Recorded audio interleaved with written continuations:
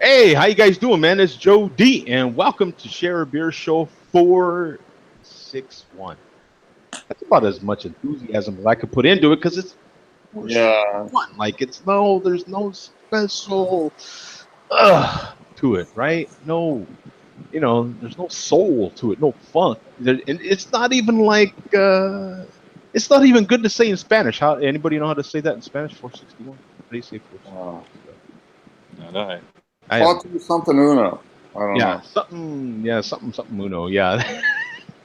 Well, the good thing, in 7 more shows, we'll be able to go 468. Yeah, 468, and that's numerically for all the people that are numbers freaks. 468 is good because that skips the odd numbers, and that works. That works. But for now, we're stuck with 461. Today is Cinco de Mayo, though. Anybody done anything today so far that is Cinco de Mayo ish? But for now, we're stuck with. Yes. I did some steak. I did some sous vide Merlot steak. Oh. And did some carnitas out of that, and had it with a Bohemia. So that's about as Cinco de Mayo-ish as I can do right now. So. We're still figuring out what we're doing for dinner and stuff. Well, you guys are 3 hours back, so yeah, it's only 4 o'clock there. Good. They still got time over here, right? Mm-hmm. Yeah. Bohemia. How do you spell Bohemia? Oh, there it is. The classic, right? Hemia. Hemia. Yeah. Was that the classic?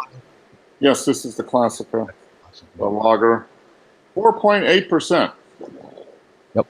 They call it a Pilsner. Yep. Pilsner lager. Yep.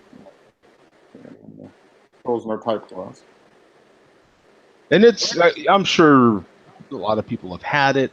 My only tip to Bohemia is just watch out for the foil so it don't get actually. Yeah, that's, you open the cap and the foil falls in there sometimes. Yeah. So you have to pay attention. Yeah. It's a dark looking Pilsner. The first few years you're good, but if you're like going on your second 6-pack and you're not paying attention, you're going to be getting a little extra metal, I think. Yeah, and if you're at a backyard barbecue, whatever like that, more than likely Bohemia is one of those beers that frequently just gets right out of the bottle, sort of thing. Mm-hmm. So yeah, you have to watch the. But it's a good for a macro lager. I think I like it a lot better than Corona. I put it up with Modelo Especial's pretty solid. This is always pretty reliable. I noticed a special version of Corona in Total Wine when I went to, and I was already at my limit, man, for beer. But what was it? Was it a? I tried to, but even the bottle looked different. It was a darker bottle. Like an amber ale or something. Huh. I don't know the name of it, but. I can go over this Bohemia just in case some people haven't had it. They might be tuning in. Wild. Here we go. Bohemia Classica. 4.8%. 0.2. Yeah. 21. I think I gave it 3 1/4. Well, 3 1/4 stars when I had it last year when I first check-in for it was last year on Cinco de Mayo. It's a solid beer. I think it's better than Tecate. I think so. Oh, yeah. Personally. Well, you got similar beers, sir. How many of these have you had, Mark? Or Earth? Earth's probably had most of them. I've never had a Bohemia. Oh, you've never had a Bohemia? No. Try it. That's a pretty tasty beer. Yeah, all the beers that have said similar right here I've had. Tecate Light, I'm sorry. Pacifico. I've had bunches of Pacifico. The Carta Blanca, I've had that. Dos Equis, of course. Modelo, of course. That's kind of my second. If I'm going to have another Mexican lager, it's going to be Modelo Especial. Is pretty good. Yeah. Because Pacifico it's pretty much just a Budweiser product, isn't it? It's just another. Yeah. And I got black Is okay, Yeah. but I think I would agree that I actually like the dark versions of both of those beers. Mm-hmm. Yep. The Modelo and the Bohemia. I like the dark versions of both. Yeah. Yep. I probably would too. Yeah, the lagers are good. You know what I'm saying? But refreshing and that sort of thing. But yeah, a little bit more taste out of Mm-hmm. the darker versions. What do you have in Earth? I'm gonna spring on you guys the 2017 Bourbon County. Ooh. Which one is that? Okay, not just the regular Bourbon County. It's just the regular one. Oh, that looks delicious. Yeah. And your rating is? 14.7%. Yeah. Honestly, this one's a lot smoother than last year's because Okay. I've had this in the fridge for months now. I haven't cracked it yet until now. So, Okay. but it's drinking too easy almost. Yeah, Pretty surprising. Yep. Has it been out of the fridge It's- for a little while? Is it still pretty chilled, or is it starting to warm up a little bit? No, it's definitely room temperature. I've had it out for Okay, since before the hangout started. that's good. Yeah, and you're doing the beer a disservice if you drink it right out of the fridge. That's for sure. Yeah, At least this style, yeah. yeah. I've got a friend gave me a bottle of the 2017. Was it the special coffee version? Yeah, yeah. It was some not intelligentsia coffee, but a special coffee version of it. It's an orange. It's got an orange label instead of the white one, and it's been in my fridge since Christmas is when I got it. So I'll probably have it this fall, I think.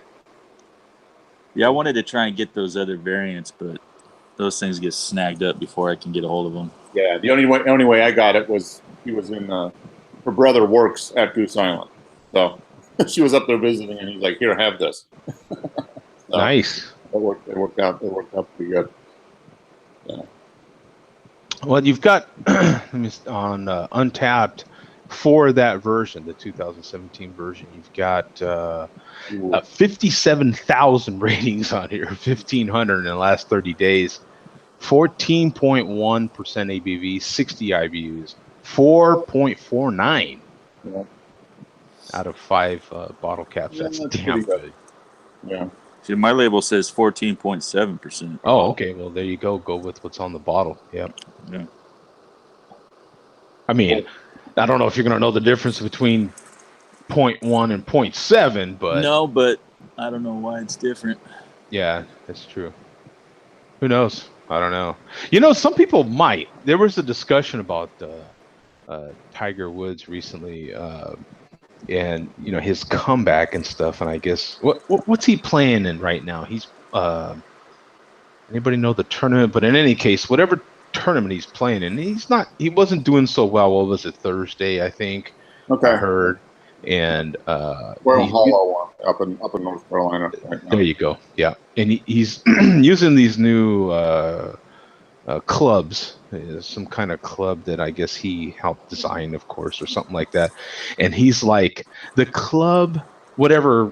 I'm not a golfer, so I don't know all the different irons and woods and all that. But whatever one he was using, he's like, it's a degree off. Like he's hitting the ball, and he's like, it's a degree off. And they're like, yeah, right. They tested it, and it was literally like almost a degree off. Yeah, yeah. Like that's how good that dude is. You know what I'm saying? Yeah. Like that's insane. Some of them have it down. Yeah, that's insane. You know what I'm saying? He's so in tune with his body, a swing, the whole thing. There's probably 5 people in the world that can be that attuned to it. And he's one of them, which is why he's designing the club. Yeah, that's why he's Tiger freaking Woods. You know what I'm saying? That's why he's made gazillions of dollars doing that. But yeah, so there probably is someone out there that could tell the difference between that 0.1 and the 0.7. They're like, oh hell no way, dude, no, you're full of it. Yeah, someone's super sensitive to it. Well, it says 14.7 on the bottle, but I know this is only 14.1. I want this tested. Yeah, and they buy their boxer shorts at Kmart. You know what I'm saying? Like, Well, they do make. I know in previous years they make, 2 different vintages. So I don't know. This is probably another year that has that too. They make it two different times of the year, maybe. Yeah. I know what the 2015 or 2016 had 2 different. Just on the regular one, I think there was 2 different vintages, or not vintages, alcohol levels. Oh, okay. I think there was like a 13.8 and a 14.4 or something like a couple years ago. So they're probably doing the same thing still. I'm taking a look at my refrigerator, the one I got in my fridge. This is the coffee one, but 2017 bourbon barrel with coffee. But I've got the one that has the orange. It's got the orange label on. Oh. And it says, I want to see what the ABV is on it. Made with Intelligentsia espresso coffee beans. Doesn't have the ABV on it. Oh, and I'm sure it does. It's not prominent on here. Huh. Interesting. Yeah, it is. Pretty strong one. Signed. I like the bottle, Mine's too. next to the barcode. Oh, okay. That little gold label next to the barcode. Oh, jeez. This is only 12.9. Oh. The bourbon barrel aged coffee version is 12.9. It's a 2017 too. So. As well, yeah. So that's. Yeah, they're all different. Yeah, a little different. Well, definitely. I mean, the extra 12.7 to 14.1. I mean, that's you will notice a difference there, probably. And probably how it looks in the glass too, because when you get the alcohol start getting up there a little high. Yeah. You get some of that lacing or the alcohol starts clinging to the side of the glass a little bit. It's kind of cool. Yeah, well, from 12 to 14, yeah, or even 14.7, you're going to notice that's quite a bit. That's a decent difference. My next beer, or my first beer rather, I guess, it has one of those trigger words in it we've been talking about. One of those words that why are we using it all of a sudden like that? But right on the top of it says devastatingly dank. Oh, okay. And this is the Stone Enjoy by 420. Now, okay. how many days is it past 420? I know that, but and they say it says it twice on the front of the can. A devastatingly dank double IPA down here. Devastatingly dank up here. Yeah. Why not moist? That. Why not devastatingly moist and dank? Yeah. Juicy and dank. And moist.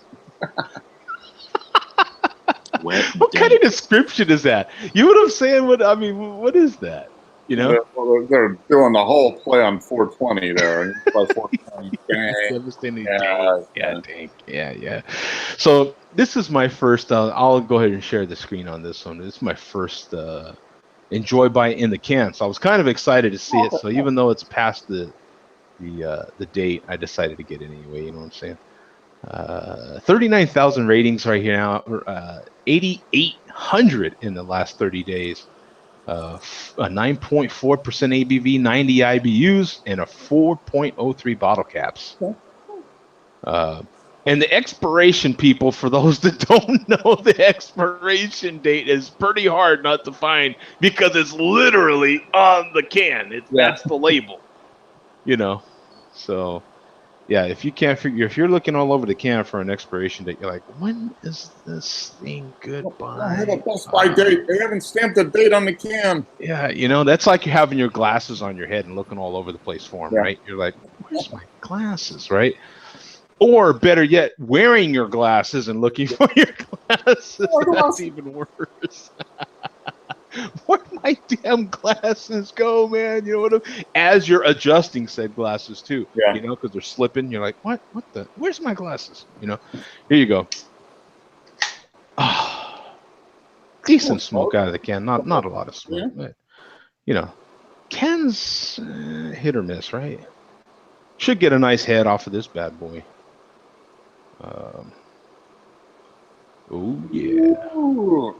Oh, Took that yeah. right to the edge there. Look at that, right to the edge. We go to the limit here, man. Are you kidding? Right to the edge here, baby. We got to go to the old tappa. Got to get the beer looking good. We got the man in the room right now, so give it the old tappa here. Look at that. Cleans it up, man, every time. Look at that. If you are a beer photographer like we are here in this room, that's a nice little tip, getting those bubbles off the sides of the glass there. I keep it simple. Professional tip right there from a pro. Yep, still smells really good and dank and moist. And, yeah, you know.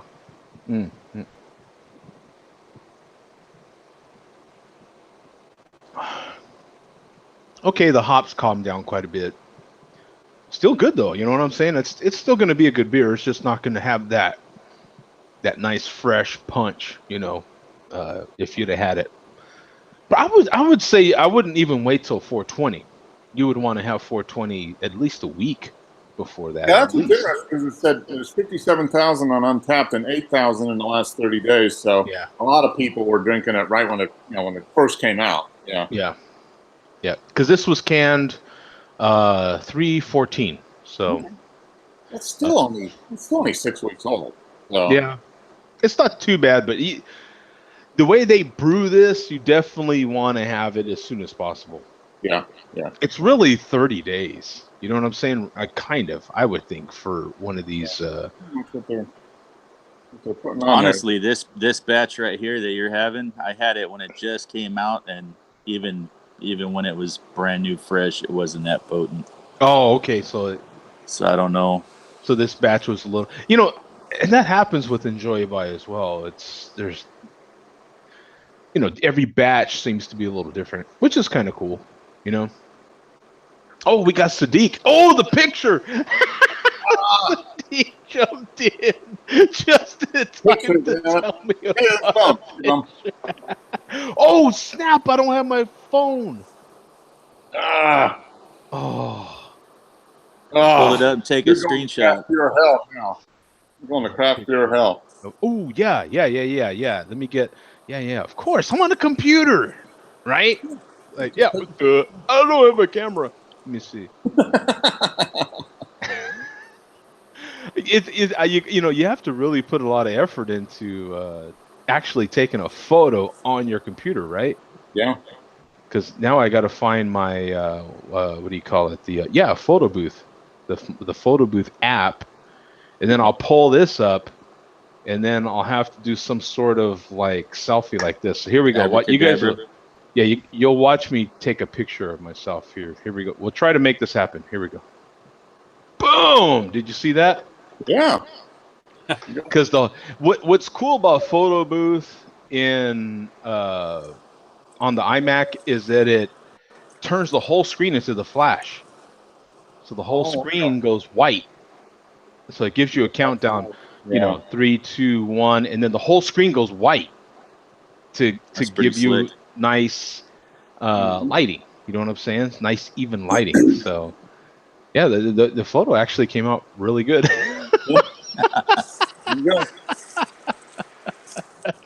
Here, watch. I'll even show you the photo. Your photo, please. Yeah, thank you.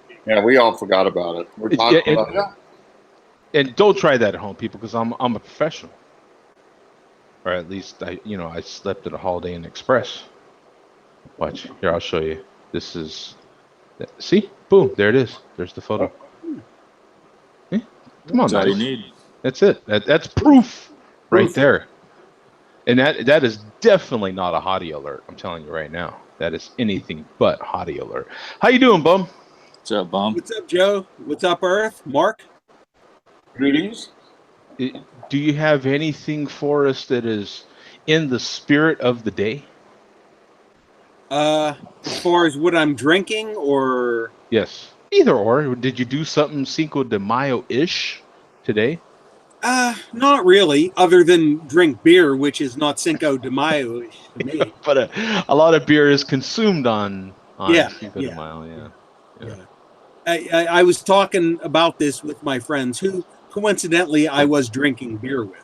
So boom. See, there you go. That's Cinco de Mayo ish, because that's what you do on Cinco de Mayo. We Get were friends and drink beer. we were discussing Cinco de Mayo and how it really wasn't until about 20 years ago a drinking holiday in the United States. Nobody knew what Cinco de Mayo was. And I think most people still don't know what Cinco de Mayo is No. until people said to themselves, hey, Cinco de Mayo, that's another excuse for all of us to go out and drink. That's it. Have tacos. That's all it ever is. It's a taco holiday, man. Who cares about the rest, right? It's like it's basically just like Groundhog Day. That's another basic holiday that's turned into a drinking excuse. It's the same as the green holiday, the Irish holiday. St. Patrick's Day. St. Patrick's Day. I don't know what St. Patrick's Day is, what it's about. All I know is you drink, right? You drink on St. Patrick's Day. Yeah, you eat but some at food. least St. Patrick's Day is based on the Irish, which is drinking. Yeah. Well, they drink a little bit. Good enough excuse for us. Yeah. I mean, I don't care. Everybody's Irish on St. Patrick's Day, right? Yeah, So it's like, it's another excuse to drink. It's another one of those holidays we don't necessarily get off work, but, and it's good enough for me, man. You drink a lot of tequila and beer and margaritas. You know what I'm saying? Boom. Hey, by the way, what beer were you drinking? I'm sorry, Boom. Oh, I have the relaunch of Sierra Nevada Sidecar. Oh, okay. Now, if you remember, I had the Sidecar Orange Pale Ale when they broke it out here maybe about a year and a half ago, and I wasn't overly thrilled with it. They have relaunched the Sidecar as an orange IPA as opposed to a pale ale. Oh, okay. And I will say it does make a lot of difference. Lot of difference in the taste. Nice. So you're having the orange IPA? Yeah. Yeah, Sidecar. Yeah. And there's a few versions of that. Well, I think this is like the relaunch. I think they discontinued the other ones. Okay. The original Sidecar, which has been out the last couple of years. Right. Yeah. And this is a new label, and I'm loving this label for those of you historians who are into graphic design. This is that lettering on that label is something right out of the 30s. Yeah. That's like Art Deco. Yeah, Art lettering. Deco. Yep. And I am loving that label. Yeah. So is the Sidecar in it? Yeah. Yeah. The Sidecar in it is a big improvement over the original Sierra Sidecar. Just the fact that they've made an IPA with an orange flavor, it's much improved over the original Sidecar. Do you like it? Oh yeah. And I thought the original Sidecar, which was just a plain Sierra ale with some orange flavoring, I thought it was pretty bland, very underwhelming. To me, this is much better tasting. Well, you've got 2,600 ratings on here, 1,500 basically in the last 30 days, 6.8% ABV, 45 IBUs, 3.65 bottle cap rating. So very solid. Yeah. And to the best of my knowledge, this is still only available in the variety pack. So yeah, I saw the variety pack earlier this week, and it had Sidecar in it, but I didn't, Oh, well, you just covered what Sadiq was asking, because did you get it in their new party pack? So yeah. Travis says that it's a silly ass holiday. They really don't know what it really is. Oh, as far as Cinco de Mayo. Yeah. Oh no, if you're Mexican, it's a serious holiday. Yeah. Well, you go to Mexico and they don't celebrate it. They like to talk about the fact that that they don't celebrate it. When you go down there, but I don't care. I'm like, hey, so it's our American Mexican holiday. You know what I'm saying? I don't care. You know what I'm saying? Yeah, There's who's gonna there's complain? almost more Mexicans in America than there is in Mexico anyway. So boom, there you go. You know what I'm saying? That ain't our problem. You should celebrate it. There you go. I've heard it just depends where you're at. I've heard some places in Mexico actually do celebrate it. I know I'm not doing anything particular. I might go have some tacos. That's not hard for me to do. I might go have some tacos, but other than that, not much. I'll be having some American Mexican beer, just like the holiday. I've got one right here that just came out. Let's see, Rod. What is he? A historic holiday in one state of Mexico. Which, yeah, I heard that too. Which is Puebla, which does have importance if you know the history. There you go. Boom. So there you go. You know what I'm saying? It's about as important to me as St. Patrick's Day. I mean, I really, okay, I get to drink tequila and margaritas. Boom. You know what I'm saying? I mean, that's what it's all about. At the end of the day. I'm still waiting for 9/11. When is that going to be a holiday? Well, ouch. You don't think for quite a while. Yeah. Yeah. Ouch. Zing. Hey, who would not take that? Nobody's going to say no to that. Who would? Hey, there's Sadiq. What's up, brother? Hey guys, how you doing? What's up, Sadiq? You guys hear me? Yeah, Yep. absolutely. What What are you drinking, my friend? Well, I'm done, man. Oh, you're done. Right on. I'm just, I just finished the Optimum. Yeah, new Optimum 1218. Yep. Yeah, Nevada. The new offering. So, Bum, what might our fellow beer drinking compadres be doing on the malt liquor side of things for today's Cinco de Mayo? Oh boy, you're throwing me a softball there. Slow pitch. Hard hitting. Yeah. They come up with like a new ski mask or something. Yeah. Well, boom, there it is. There's lots of Mexican masks because Mexican wrestling. Oh yeah. Boom. I mean, that's right. I mean, I know. I'm expecting it. Yeah, it's like built in. Yeah. Well, I haven't documented everything, but our friend Fear has been doing numerous Cinco de Mayo videos all week. Oh. Yeah, if you go to his channel, he's doing numerous. Fear has started more different video series and countdowns and challenges.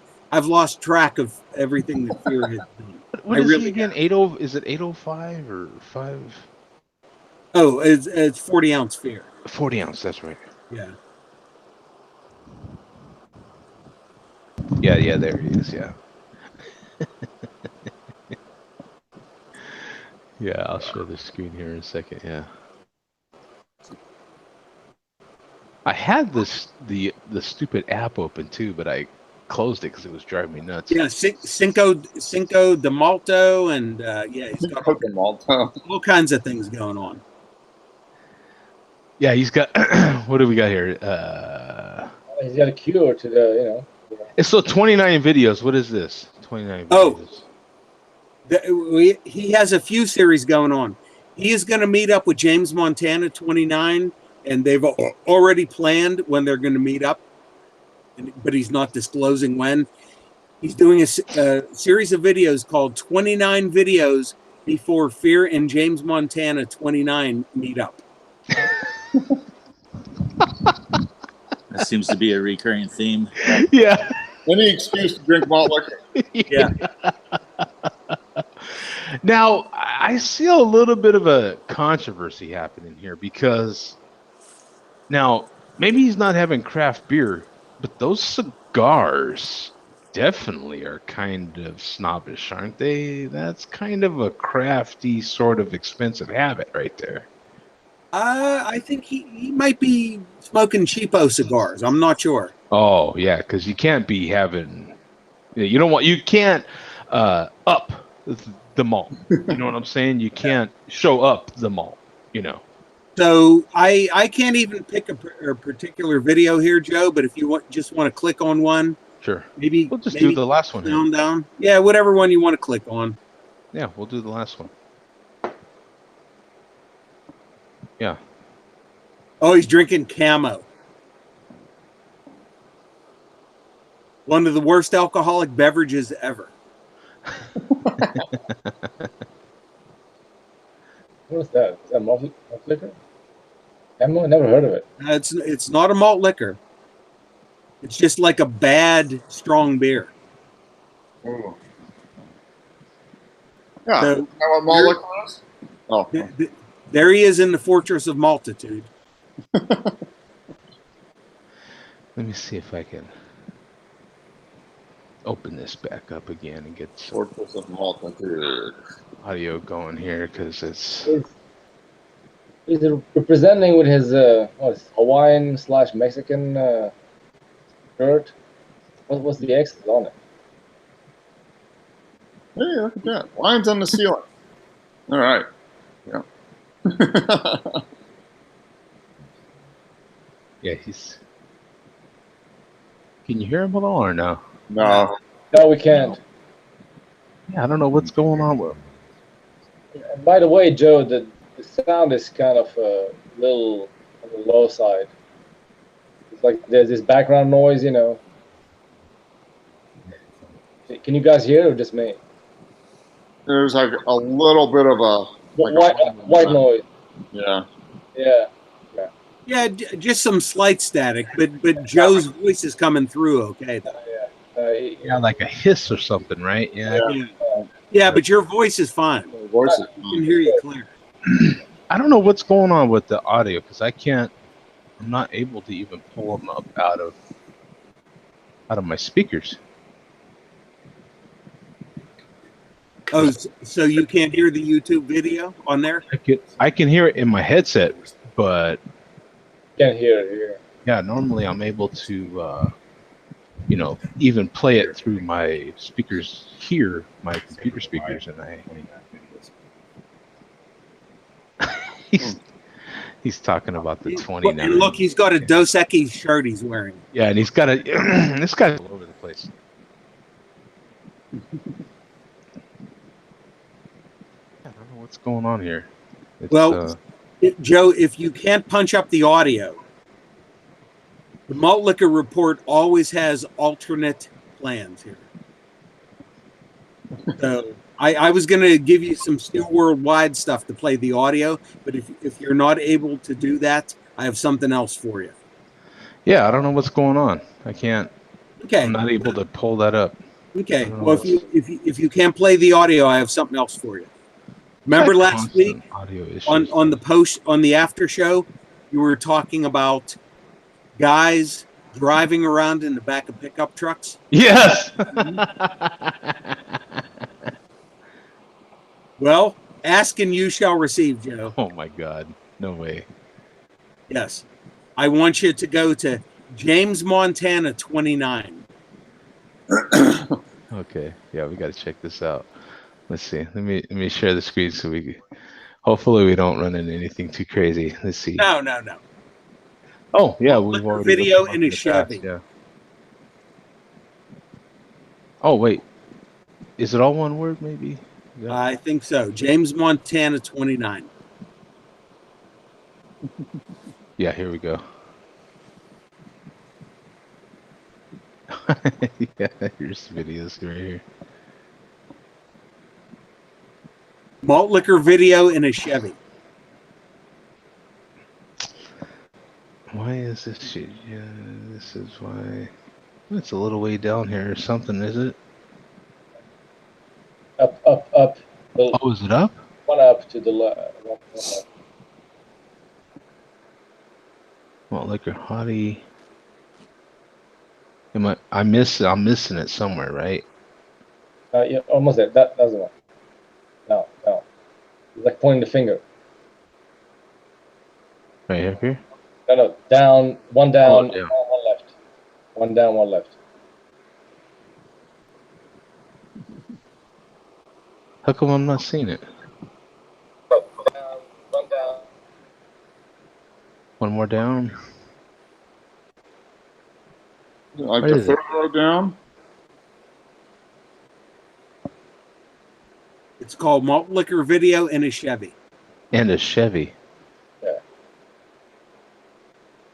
Oh, right here. Yeah. Sorry. And there you go.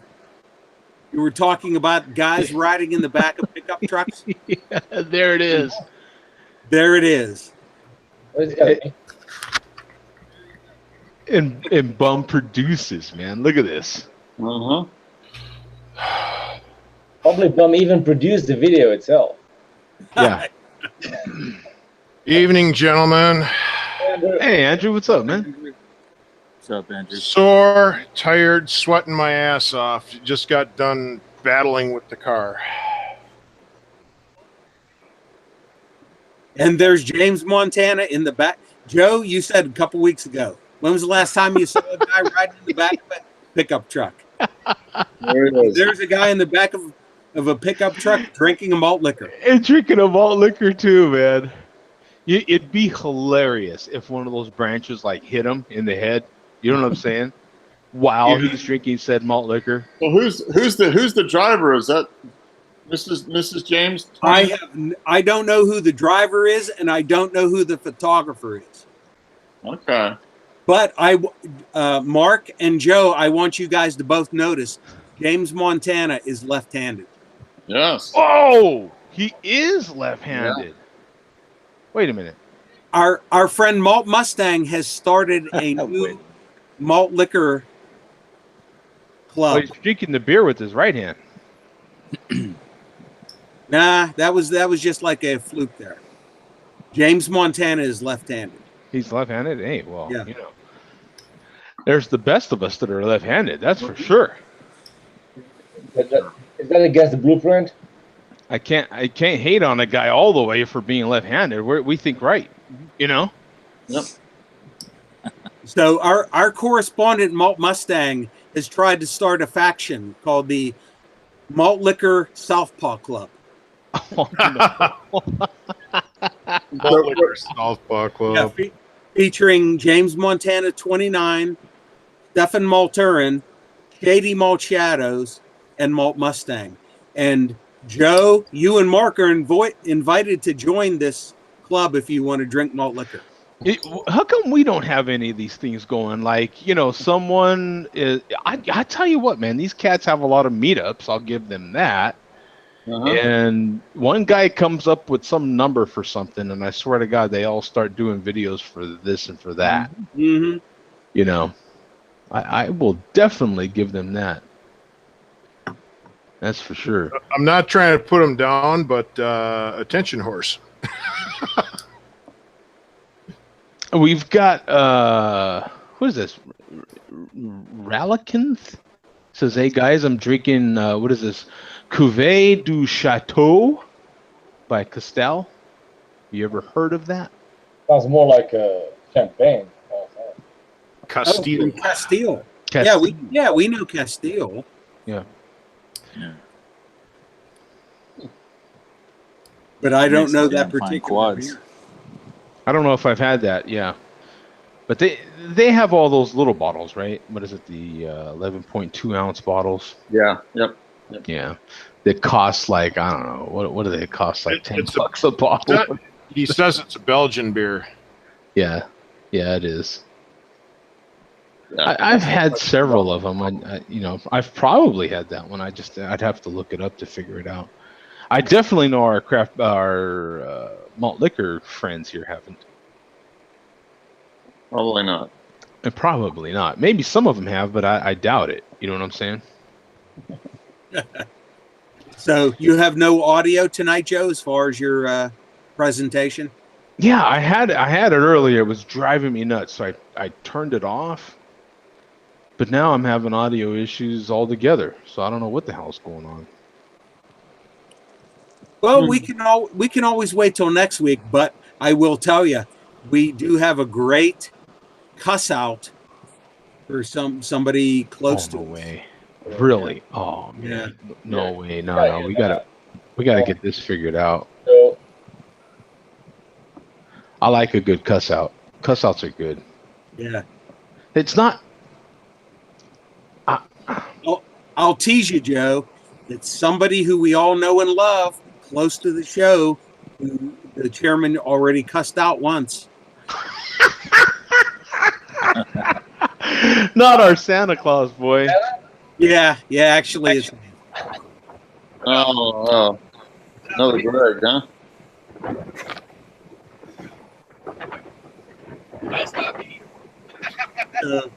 you let me know if you get the audio working, and I'll tell you where to go. It's driving me nuts. Yeah, because I can play it. I can play stuff over here. There's always some audio issue, man. I don't know.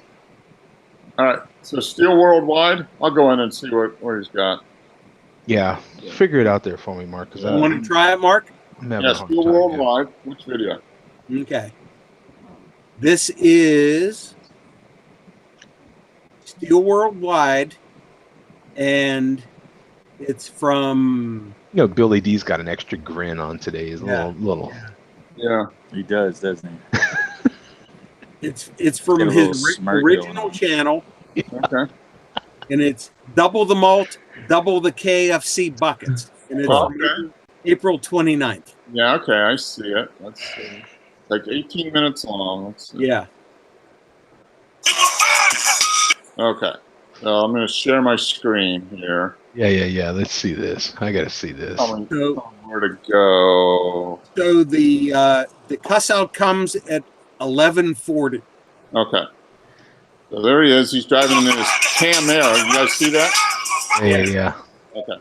So 11:40. and Mark, your cat is gonna freak out. Yeah. He's gonna jump out of the way. Okay. So there he is.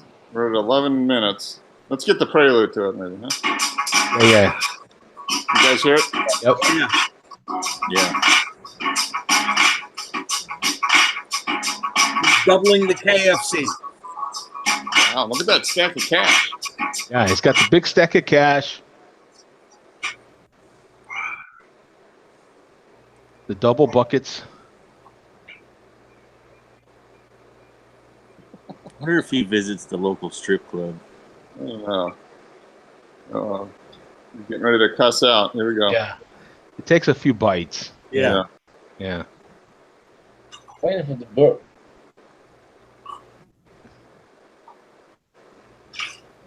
Oh yeah, it's coming. That's extra crispy. Yeah. Yeah, I wonder if that is extra crispy. Yeah, it takes a few bites and he has to think about it a minute. Killing me. Yeah. Bootlegger videos are far more entertaining to watch than some bum ass looking Santa Claus review of fucking craft beer. Fucking Craig's beer reviews.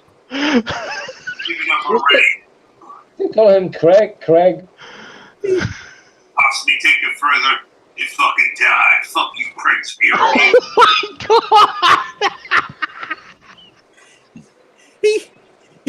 He insists on calling him Craig. Yes. I don't know why. It's great. It's not like the old baseball player where it was ambiguous. Greg Nettles. Yeah. There you go. It's almost like he was secretly watching this show talking about Oh, yeah. Craig Yeah. from Kent Beer Reviews. Yeah.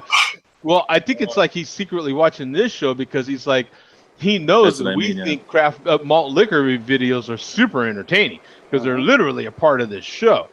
You know? Yeah, is he mixing up Craig with Greg's beer reviews with Craig/Kent beer reviews? That's what I'm thinking. Yeah. You know why? Because it doesn't matter. Because it's all just in his mind. It's just like, why would you even bother with that junk? Yeah. Yeah, but You know? in his mind, also, all craft beer, folks are cunts. So, Yeah. like Yeah. Craig, Craig. Yeah. Well, maybe after you've had a couple malt liquors, then the Greg becomes Craig. I don't know. Yeah. In combination with the chicken, Yeah. Yeah. Yeah. Now the controversy for me, and maybe Billy knows, because is it extra crispy or is it original recipe? Sounded to me like extra crispy. Yeah, I was- it looked like extra crispy. To the Yeah. crunch. And I- Crunch. Yeah, you heard the crunch. Yeah. I'm pretty sure the chairman only goes for extra crispy. Yeah. What would be the blueprint on that? Now, if you're having malt, you would almost have to go extra crispy, wouldn't you? Yeah. One would think. One would think if you're having the malt. So what's the beer pairing or what's the malt pairing for what extra is crispy? Exactly. Colt 45 double malt. Double the malt, double the crispy. Boom! Yeah. Boom! There you go. Yep. Double the malt, double the crispy. Yep. That's what I say. That's my motto. Yeah.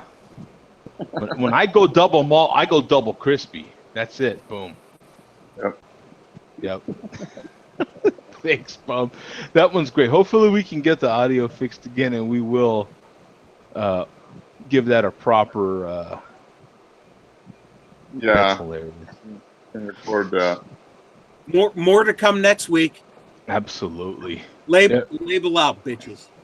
Yeah. Yes. Label out in the meantime. Yes, Label out. absolutely. So what do you got there, Mark? The Hemperor. Yeah. Emperor. What? A hemp pale ale, they're pitching it as.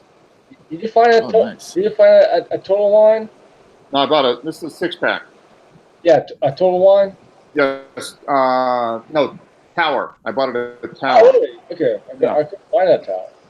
And I don't It think was- I've seen that one. it didn't have a price on it, but it was $14.50 for a 6-pack. Okay. So it's a specialty beer. I just heard that. What the hell's wrong with? It is 7%. I'm going to put on my glasses here. See, it says, Oh, he's going glasses. yeah. The Hemperor is a new kind of hoppy beer blending hemp with hops for complete sensory domination. So, 7% ABV, doesn't have any IBUs. So, I got IBUs. Boom. I got him. Have you had it before? Or this is your first time? this is the first one. Yeah, this is a new beer. Yeah. Have you had it, Sadiq? No. I mean, I only listed with total wine, but that's pretty much it. I was at Tower. I didn't see it. The aroma. Yes, it's supposed to be like really dank. Like, The aroma is like rope. I mean, literally, it smells like rope. How much has dank been used in this show today already? This is dank. I mean, I literally opened the bottle, and within 5 seconds, I smelled rope. Smelled. Smell rope. Rope. You have to say it like that too. Rope. Yeah. So, Rope. and Mark is already baked. It's kind of a fun word to say, isn't it? Rope. oh, I grabbed some rope. Grab the 6-pack of rope tonight at the liquor store. I grabbed my rope tonight. You got your 6-pack of rope, Joe. Yeah, I got my. Mark. Wow, it is really. I mean, it literally has an aroma of like hemp rope. Yeah. You know, like in gym, you know, the rope you had to climb up, like in elementary Yeah. school, you had to climb the Yeah. rope in gym class. Well, That's remember what it? smells like. yeah, remember it? Yeah. Maybe a ball of twine. Oh, that's great. Yeah. Okay, now you've got me going down a weird Yeah. road here, because now I'm interested in what kind of rope there is. Yeah. Okay. So now I'm like, what different styles of rope is there? You know what I'm saying? Yeah. That's my It's first not that question. laminated plastic kind. Yeah. It's that Yeah, because that's closed my immediate thought. I'm material like, kind. okay, so what kind of rope smell is it? You know what I'm saying? So in order Fresh. to know that, Fresh rope. yeah, No, You got- it is. It's a very. It's very. nylon rope, polyester rope is. I got all kinds of rope. Yeah, it's more like It smell moist. like walking into an old Levi's store. Yeah. Wow. Yeah, It is. It's a very unusual aroma, and the flavor is unusual, but it's earthy, and it's got a little bit of malt, you know, traditional malt, but it's got a very earthy kind of flavor to it. So it must smell like, with the odor of rope, it must smell like you're on a dock someplace where there are a lot of boats around. Yeah. I mean, you know, if you go to the store and you get like the hemp twine, you know, that we use for like baling, you know, lawn, sticks and stuff for the trash. I mean, that's what it smells like. this is great. Dank Dank. rope This is definitely dank. that's been soaked in ocean water. Yeah, Moist. This is Moist great. rope. I would moist rope, recommend. moist dank, Moistened rope. Yes. Just like Moistened rope.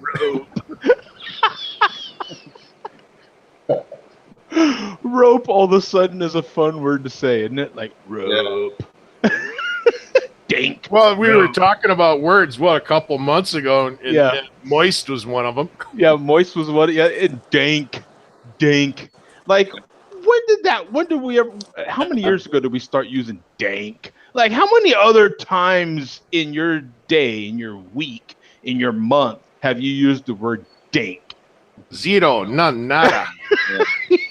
It's only with beer and maybe weed. I don't smoke weed, so it doesn't come up except with beer. You know what I'm saying? Dank. Yeah. No, it's an interesting beer. That's hilarious. What are you giving it, Mark? What's that, Sadiq? What are you giving it? Rating. I'm giving it like a 3 3/4.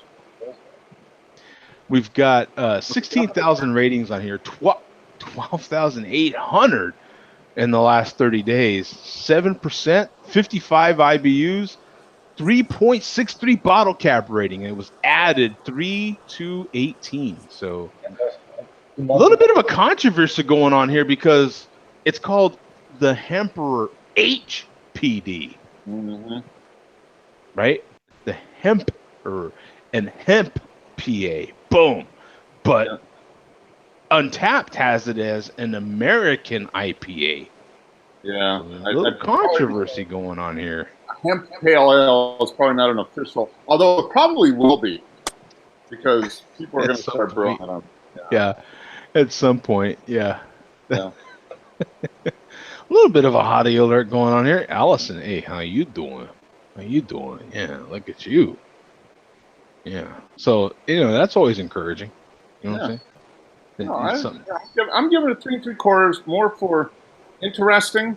It's you have to like pale ales and you have to like dank beers, I guess. Dank. Dank. Dank beers and dank rope. Dank rope, yeah. Rope. Pale rope. Okay, I'm gonna crack open my Mexican beer, my Americanized Mexican beer, in that same New Belgium theme, right? This is also from New Belgium. This is their Muriel, right? Their Agua Fresca. Mural. How you say that, man? You know what I'm saying? Mural.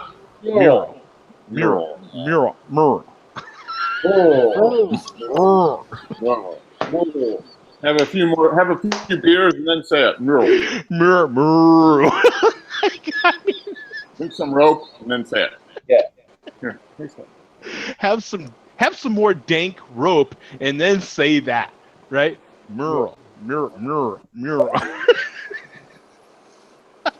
Uh-oh. Pam said it stinks. Yeah, well, that's what dank is. Yeah, so, yeah. This dank beer stinks, I don't right? think Boom. any of this. Yeah, it's official. Once Pam says it, that's it. Yeah, beer stinks. Boom. Period. Boom. That's it. Done. You could like fold your arms over that. Boom. You know, stinks. Boom. This is dank. Ugh. Like that, right? So this is the Agua Fresca Cerveza. Sandia, Limon, Hibisco, Agave. All right there on the label. Boom. There you go. Is that like a New Belgium collaboration or what? It is actually. Thank you, man. Sadiq is good. Look at this guy. Yeah. In collaboration with Mexico City Cerveceria Primus. Okay, I've never seen it before, so I mean, I'm sure it's seasonal, but you know.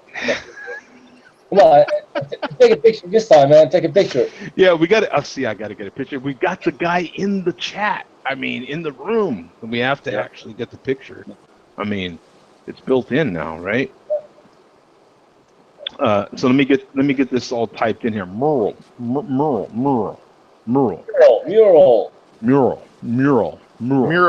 like a painting on a wall. Mural. It's another one of those words, right? Mural. Like, what do you say? Hey, bro, hand me another mural. Mural. You know what I'm saying? It just like a mule. Yeah, I mean, like mule.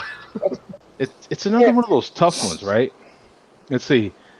Hey, Bum, is that like a game on TV or something? Yeah. Oh, could you tell, Sadiq? I'm watching the Penguins and Capitals. I know it. It's playoffs right now. What are you kidding me? Yeah. And that's a big one right now. Depending on where you're at, if you're a DC person, Baltimore person, then more than likely you're going for the Capitals and then the Penguins, and it's a rivalry, and it's, you know, that's a big one. Yeah. 2,300 ratings on this one. We've got 848 in the last 30 days. 4.2% ABV, 11 IBUs, and a 3.41 bottle cap rating. So there it is there. Mexico City Cerveceria Primus. This Agua Fresca ale features hibiscus, agave, watermelon, and lime for a fresh, vibrant sip.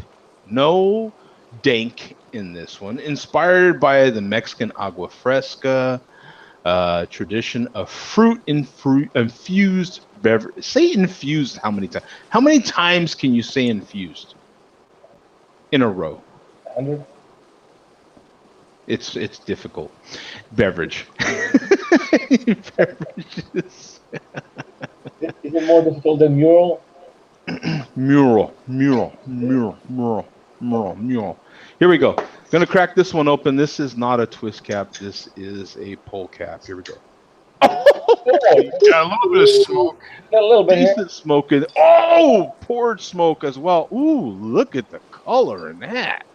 Can you see that? Photo picture. Oh yeah, I got it. Now I got to go through all this. Did I close that app? I hope not.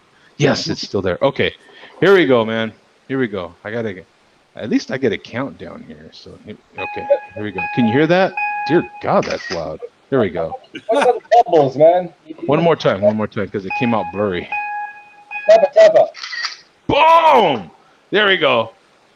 We got the image now. So that was loud, wasn't it? See, you know what I mean? And now, how come the YouTube wasn't working? I don't know why that wasn't working, but my speakers are damn sure working. Hello, here we are. We're over here. Tappa. Oh, you know what? That's not a tappa. That is literally watermelon or something in the beer. Look at that. Oh, these like floaties, sediment? Yeah. Wow. Talk about agua fresca. There it is. Boom. In your face. All right. Wow. Well, that's a fruit beer, huh? I was expecting it to be like more like a lager than, you know. Definitely. This, yeah. Yep. This is definitely like not quite wine cooler-ish, but starting to head down that road. You know what I'm saying? Hmm. Okay. Yep. It's very light. Has a very light fruitiness to it. It's not sweet, not super sweet at all.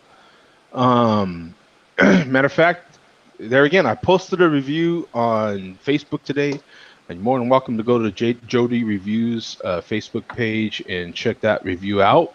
But I gave like on a 1 to 5 a sweetness scale. This as well on a 1 to 5 would have to be like a 2, maybe a 1 3/4. Not super sweet at all. But look at those floaties, man. That might kind of bug some people. I can see where some people would pour that and go, Yeah, that ain't the one for me, man. and those floaties are visible from my angle. Mm-hmm. Wow. Exactly. They're Is that the pronounced. strawberry or the I can see them. Yeah. But the beer is very mild, very. It is like a agua fresca, like a, except some depending on who makes them, some are going to be very sweet and some not. This one just has that very light fruitiness without the sweetness. So if the fruit you're using isn't like super sweet on its own, then you're going to get that same that same thing with this. This is not super sweet. On a hot day, this is a fantastic lawnmower beer. No charge. What did But, it say? It had like a warm melon, guava. What else? Yeah, I would say And it doesn't taste like artificial at all. No. That's my beef with the adjuncts like that. it tastes genuine, man. It does. That's cool. It does. It tastes real. And this was wait a minute. This has an enjoy by. Okay, yeah, this has an enjoy by date, not a born on date. So this is enjoy by June 24th, 2018. So plenty of time on this one. But I love the fact that this is a 4.2 beer. I mean, you could have this all flipping day long, baby. Yeah. I mean, bring it as hot as you want. I mean, because it's triple digits. It's 104 here today. So I mean, you could do that all day here today. You know what I'm saying? It's hot. It's I damn hear hot. people talking about it's gonna be 90. I'm like, 90? That was like a month ago. It's freaking triple digits, man. What are you kidding me? But yeah, it's we are definitely in summertime here in Urson. Earth's in a very, very, very similar area. So if it's hot over here, sometimes Earth is even hotter over there where you're at. Yeah, I'm a little hotter by a degree or two. Yeah, sometimes he's even a little hotter. So even if he's not hotter, sometimes we're getting humidity here and he's not. Like it could be drier there, which can really suck.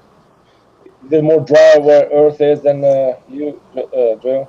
Sometimes I don't know, man. It's splitting hairs, really. It's like It just depends because they irrigate something like over 200 golf courses out here, and they do it sometimes in the middle of the day, so it gets pretty humid too now. yeah. So it depends, man. But there's not too much humidity once it gets like triple digits. If it's humid, would you say that to Earth? Like if it's humid, it's mostly in the 90s or maybe in the low 100s. Or if it is humid, it's in the morning. It'd be in the low 100s. If it's normally like 115, 118, it would be like there's no humidity. It 106, burns off. 107 plus humidity. Yeah. Humidity burns off. Like it's too damn hot to be humid. It just evaporates, man. What are you kidding me? You know what I'm saying? It's crazy. Once it Doesn't really hitting, matter. It's just miserable anyway, all the way around. Just, brother, I'm telling you, I've been to Houston. What was it now? A year and a half ago, when it was July and it was freaking 90% humidity, 90 degrees. Dude, it is still almost 30 degrees cooler. I mean, I don't care 90% humidity. It's still 30 degrees cooler. Wrap your head around that like it's crazy. Like, I was just relieved to be cool. Like, the minute you come back to that, man, it's it when it's 100, it's the truth. Like right now it's 104. Swear to God, someone, it could be 108 one day and then 110 and you're like, oh my God, it's 110. Like, you know the difference.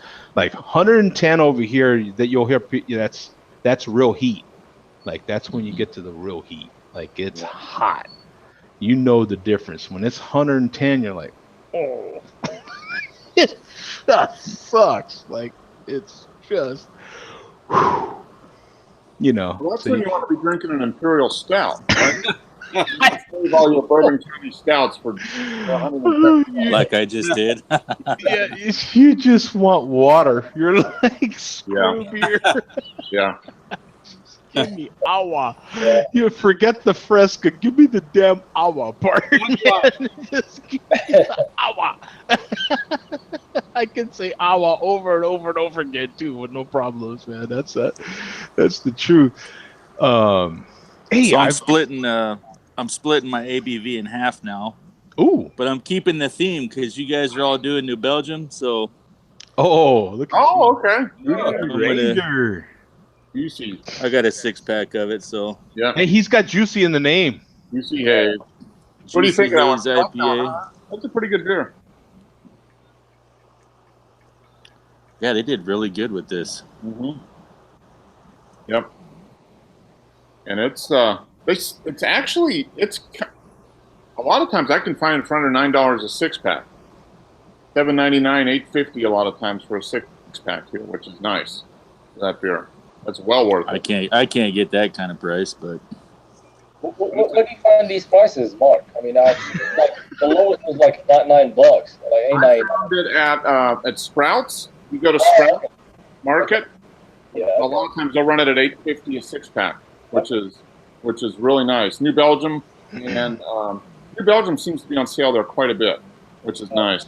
They must have a deal with the chain. Yep. Sprouts is an interesting story, isn't it? Mm-hmm. Like, it's like the cheaper of the Whole Foods? Like version of Whole Foods? Yeah, it's the cheaper of those, like, I don't know what kind. What do you call those grocery stores? The Whole Foods. What's the other big one? Organic.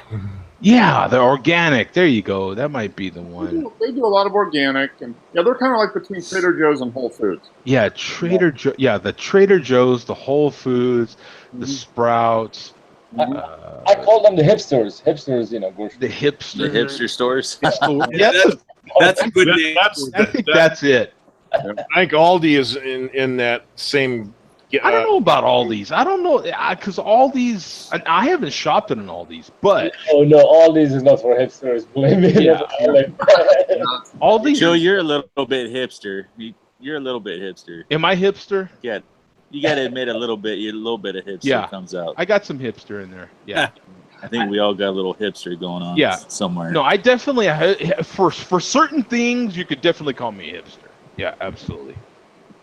There's no doubt about it. Oh, come on, Joe. Your Publix has like a nitro bar or something like that. The what? Does your Publix have the Whole Foods? They have like a bar when they have nitro versions of some beers. Yeah. Oh, yeah. Well. Oh, yeah. No. You can go to a certain grocery now. See, not in my area though. I have to go out of my way. Oh, really? I thought it was. We don't in my area. We don't have Whole Foods. That stuff, man. I have to literally go miles to get to a Whole Foods. In my area, we literally just have regular grocery stores. Like, but even some of the Kroger chains of grocery stores here in Phoenix are starting to have bars. Wine bars, beer bars, that sort of thing, because the competition in our area has it. right? Whole Foods and so forth. So yeah, but it's still not in my area. Okay. I live, you know, I live in the Cinco de Mayo part of town, my friend. I always have. In Albuquerque, I lived in the Cinco de Mayo part of town. That's the easiest way to describe that. Yes, absolutely. Cinco de Mayo, they just celebrated that today here in St. Paul too. By the way, Absolutely. That even Scandinavians can that's a word, isn't it? Scandinavian, Scandinavians. There you go. Scandinavians, Everybody likes tacos. Yeah, everybody likes tacos. Norwegians, Swedes. Yeah, Finlanders. everybody likes to eat tacos. Give me a break. Another New Belgian beer here, man. What's that? Yeah, Tartastic? New Belgium theme. Hey, New Belgium, dude. Oh, the tartastic. Oh, that's a different tartastic. Yeah. The strawberry. Since Yeah. everybody's drinking New Belgium tonight, I figured I would jump on the bandwagon. And me and Bum are having fruity New Belgiums. Boom to the rest of you bitches. Yeah. Rooting You it up. fruited the beer. We're going from rope to strawberries. We've covered the whole spectrum. Strawberry lemon ale.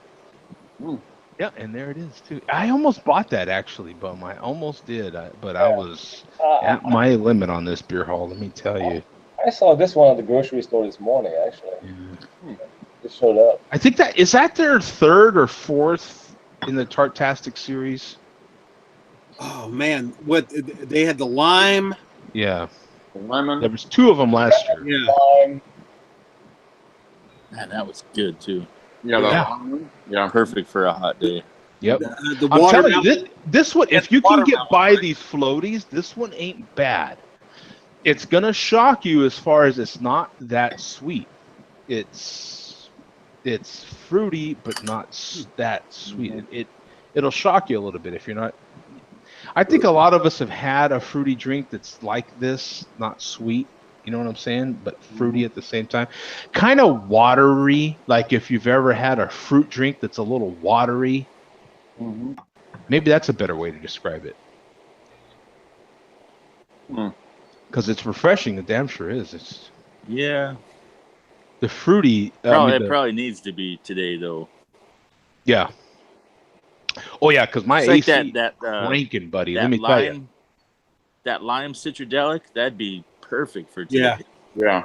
Yep. That is great. Because there's a lot of lemon in here. A lot of so that's kind of that acid is kind of balancing things out really nice. Yeah, man. Yeah, acid, man. Acid, dude. Yeah. Really, honestly, man. Nano. Yeah. But the Tartastic and the Citrodelic, these are two different kind of beers, right? Like, I'm not going to call them series, but they have their own thing. The Tartastic Yeah, they're is a different. series, though. Mm-hmm. So Raspberry, you have a raspberry lime. Yep. Because they're all Tartastics. are they all like sours, root beers, and Fruit. what they label as? Fruit beer. Root beer? Yeah, I'll even show you right now. Tart fruit. The one that Bum is having, at least on Untapped, is styled as a fruit beer. 1762 and 1271. 4.2, another 4.2 beer. Mm-hmm. And a 3.23. I tell you what, man, New Belgium right now, and I would say Abita are the two big-ish sort of breweries that have these fruit beers nailed down pretty well. I'm not a fruity beer guy, but I'd buy this one over again. I'd buy anything in that Tartastic series again. Yeah, they do a good job with those. And Abita does a decent job with some of their fruity beers. Not all of them, but some of them. I could have sworn the Citrodelic ones were like IPAs. I'll click on the raspberry lime one here. That's another. I'd like one to that- get Bum's tasty notes on this. Yeah, let's hear this. Yeah. This ought to be good. Tastes like strawberry, tastes like lemon. There you go.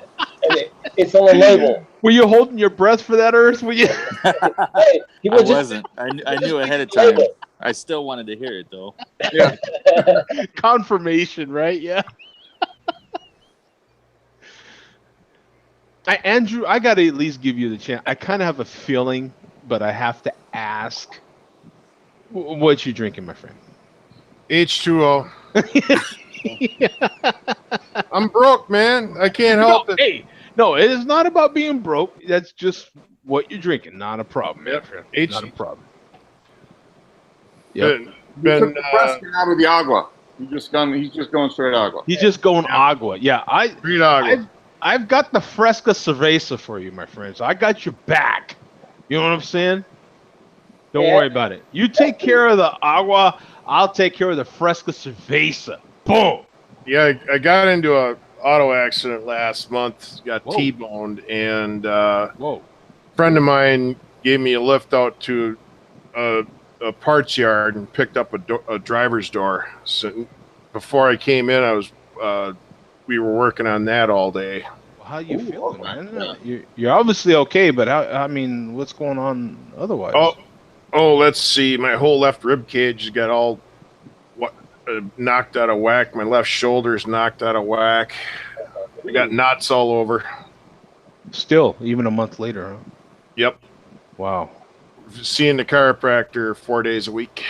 Yeah. Man, well, hey, well, cheers to Andrew, man. I'm glad you're still with us, my friend. You're safe.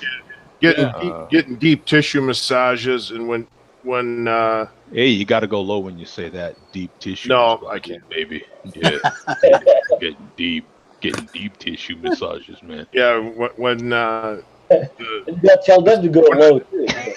when the therapist gets done with me, I am one sore puppy.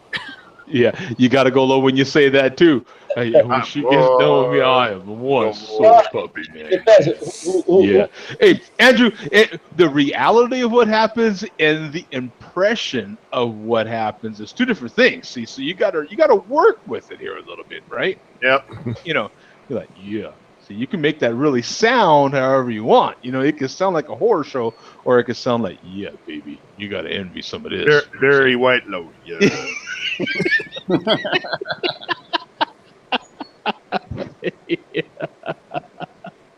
Yeah, my therapist, she's a touching and a rubbing. Did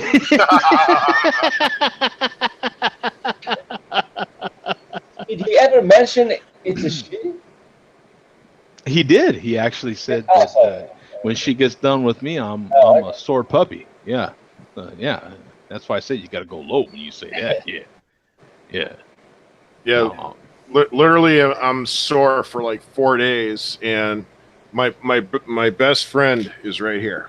Yep, Advil. Well, hey, I'm glad you're still with us, my friend. I mean, you know, that's the main thing, and then all the soreness and stuff. You've got someone taking care of you for that. So cheers to you, my friend. There's a lot of horror story. It could be worse. You know what I'm saying? Yeah, I could be pushing up daisies. That's right.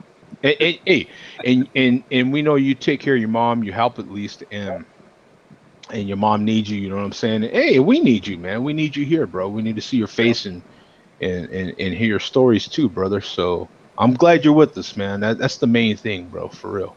Honestly, I drive in traffic for a living, and it freaking sucks. So I know what goes on out there. By the way, we've got a hottie alert in here. I wasn't paying attention, man. Sorry. I'm slacking. We got Taylor in here. How you doing? Look at that.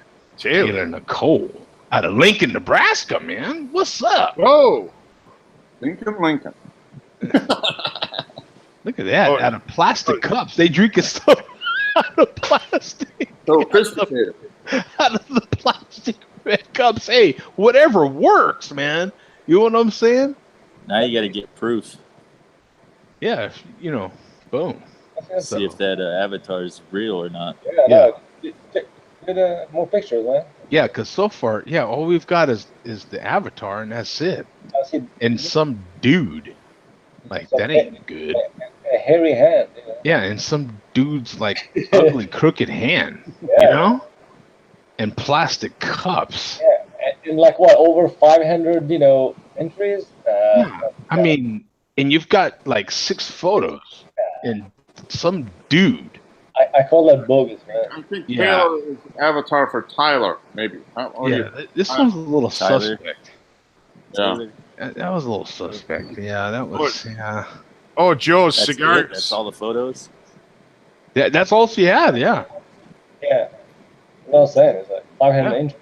Over That was 500. it. I mean, that was weak. What's up with that? A lot of check-ins, but you know. Hey, Joe, the Cigar City is available here in Minnesota, and I Whoa. saw that on Untapped. And when I was at work, I just went on Untapped and just logged in for it just to grab the badge. I've got to go get the beer. Yeah, they got a badge for You're a badge grabber, are you? Yeah, I had to grab it because I knew I wasn't gonna have any money to go buy it. Hey man, I'm glad you're okay, brother. It's like a friend of mine last week was forced to retire, medical retirement. Like I told him, man, hey, at least you can retire, bro. You didn't die. You know what I'm saying? Because that was your option, my friend. Death or retire, and you did good. At least you can see your grandkids and spend time with them, and I'd rather have you retire than retire for good. That's it. Like retire in a hole. Yeah. I'd rather still keep talking about you instead of like he used to be a good dude. You know what I'm saying? Like, no, that's so that part's all good. Yeah, and Andrew, when you get a chance, I mean, just pick up the Highlight Cigar City. I mean, that's my favorite IPA. It's awesome. Highlight. Yep. Okay. Oh, I'm sorry. Here we go. I was skipping over. Travis was commenting here like crazy. It said the weather. Yeah, the weather is so bad in Houston. I've lived in triple-digit dry heat versus 90 temps and humidity. The humidity is way worse. It gets humid up here in Minnesota, like you can't believe. Swamp ass has already started with me. The monkey butt. The monkey butt. Yeah. We call it swamp ass up here. Oh, that's freaking great. There was a company, and I don't know if it's still around, but it literally was called Monkey Butt Powder. They are. It's still around. I've seen them online. Oh, that's the best name ever, and they literally have a monkey with his butt hanging out. It's awesome. Never heard that one before. I mean, we say swamp ass here too. I call it monkey butt because of that. Like NASCAR, I'm a NASCAR fan. Used to be a sponsor of the of not the big boys, but the what do they call that minor league cup now? The ones that race on Saturday. In any case, one of the lower cup, one of the lower racing series, was a major sponsor of one of the cars. Monkey butt. And when you see that, you're just like, oh, that's it. I'm done. That's it. Because that's what happens to you when you drive a forklift on the dock and it's hot. Whoop, monkey butt. Yep. Or when you run heavy equipment in the heat, you know what I'm saying? And you're not little cab. Hello, monkey butt. Whoop. Everything gets sucked up in there. You know what I'm saying? No matter what you do, you gotta pick your butt. It happened to me when I was. The minute you stand up, everything's all up in there. It happened to me when I was busting truck tires for about 5 years. Yeah. Hey, what's your go-to move, man, for getting stuff up out of there? You know what I'm saying? Do you kind of like play it off a little bit when you stand up and you know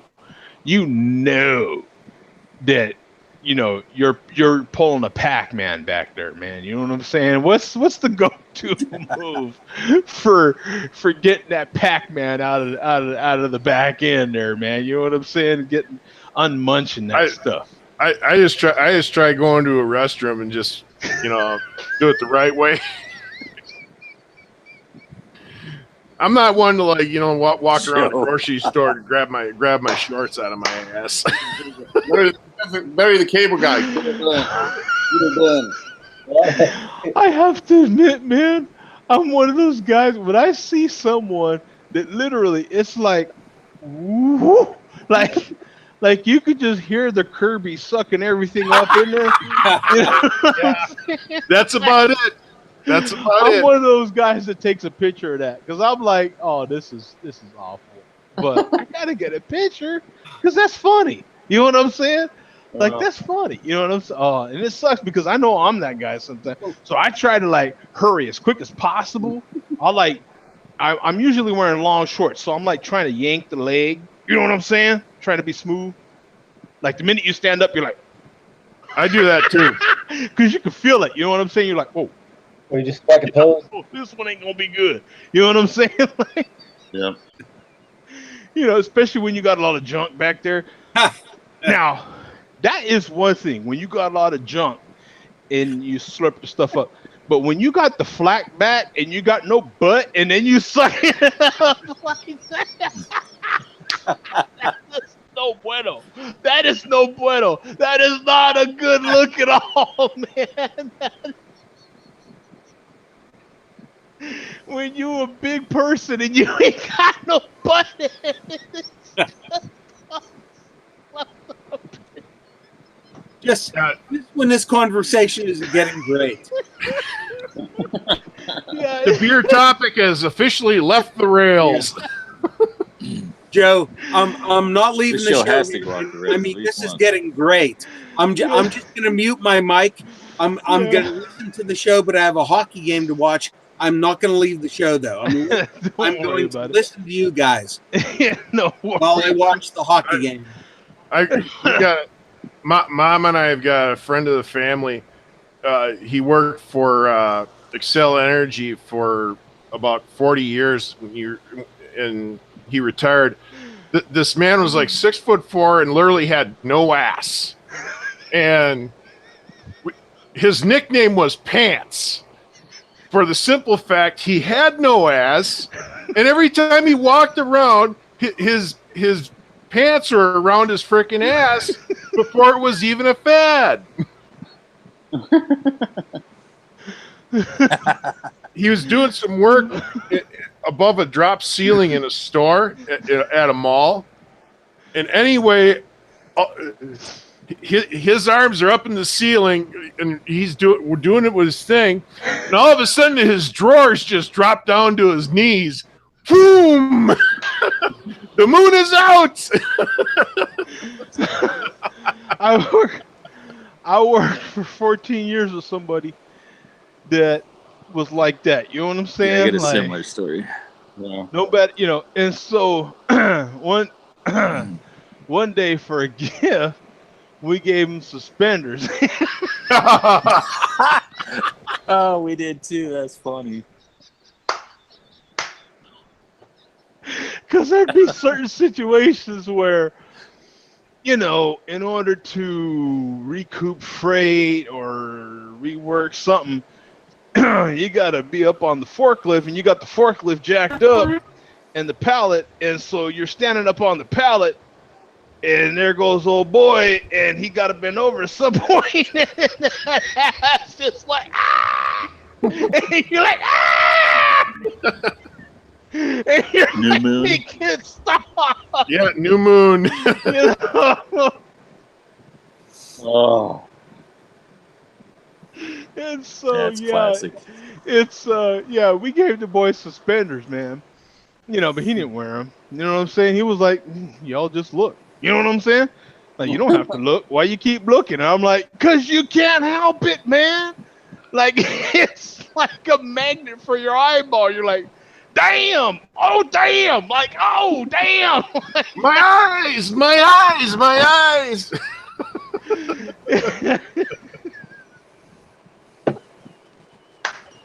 Yeah, I've lived that life. It's like all the idiots that look at the stupid person pulled over on the side of the road getting a traffic ticket. They can't help but look, you know, they're the fly, you know, that just knows he's gonna die, but he gotta fly into the light anyway. You know what I'm saying? Like it's just you can't help it. You're like, once you see it, you're like, damn it, damn it, damn it. I'm a driver that actually ignores that. I drive past it, and it's like a non-event for me. Yeah, but if you were a fly, you'd be flying right into the light. Like it's No, that's a moth. That's a moth, not a fly. Oh my god, yeah, it's just one of those deals. Yeah, I don't know where that came from, but yeah, that just happened. Oh, the monkey Yeah, butt. we have the same exact thing going on. We actually bought him some suspenders too, and he wore them a couple times. It was pretty hilarious. It's hilarious. It's like, it's for your own good, buddy. It's for our good. F you. It's for me. Like you wear these damn. Yeah, here's a things, present you for us. Yeah, yeah. It's just like giving your old lady lingerie. This is for me, not you. This is for me. Like this is the equivalent of me giving you lingerie. Like this is for me, not you.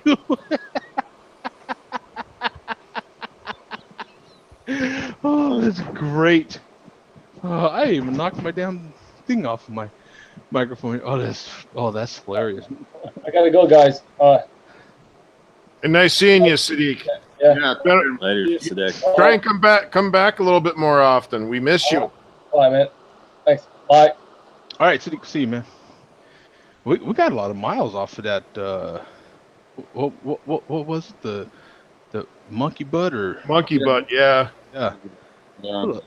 There was a lot of miles on that one. The beer train left the rails after that. Yeah, that was it. Zach checked in.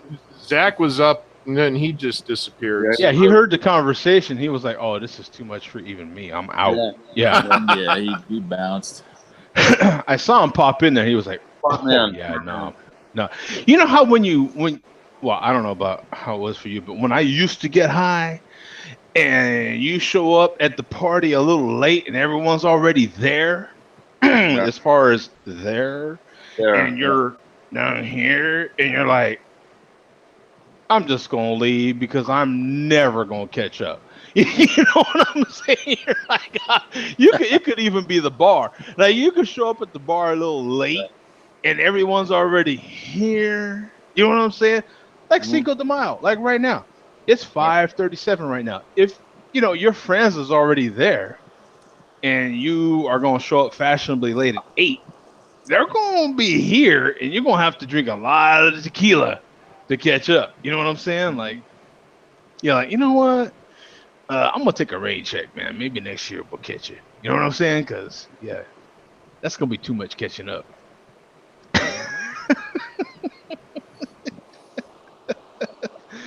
So it's all right, though. Yeah, it's okay.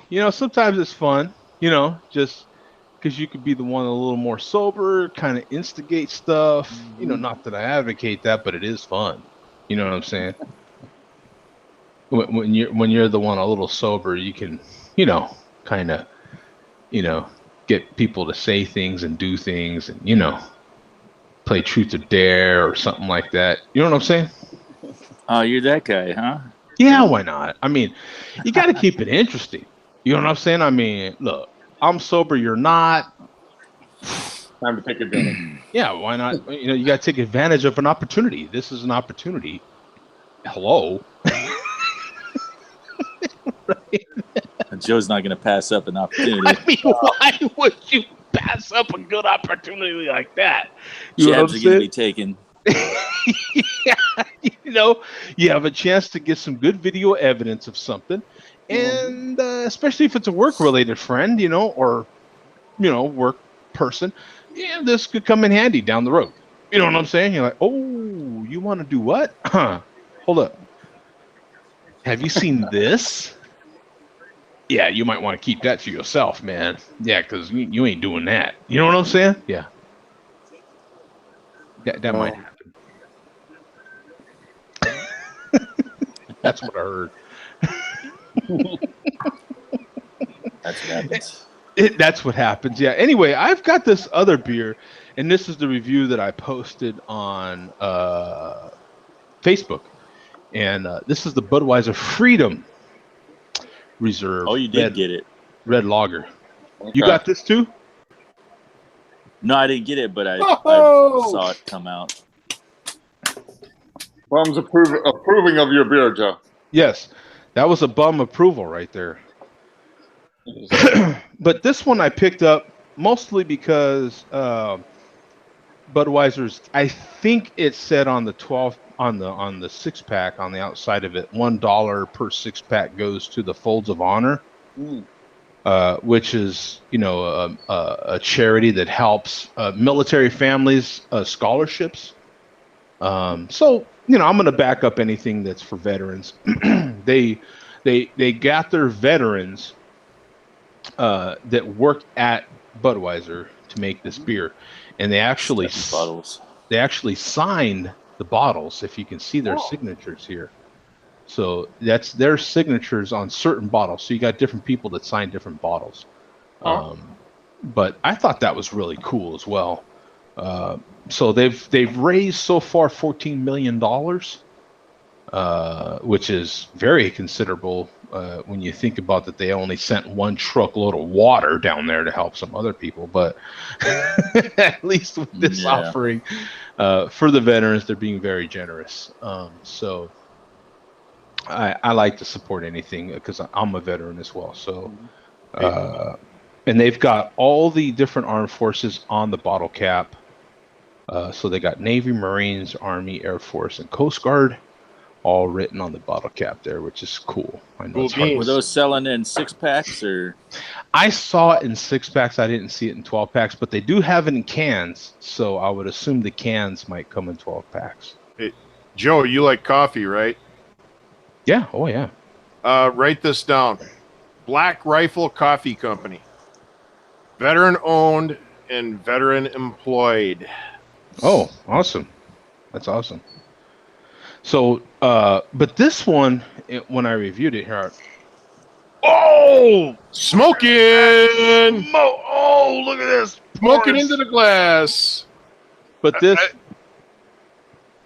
isn't, this beer. Yeah. Nice looking head anyway, so far. Yeah, thank you very much. Appreciate it.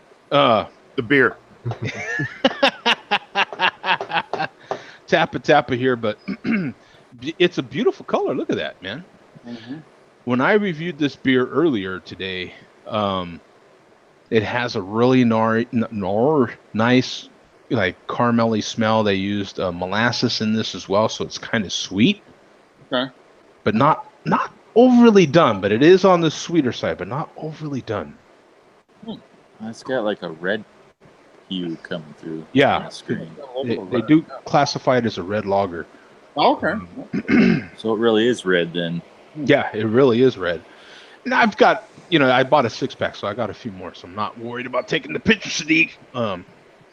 But you know what? This is the one of the special Budweisers that have come out that I think is the most like the American lager that they brewed before the InBev takeover, or whatever you want to call that.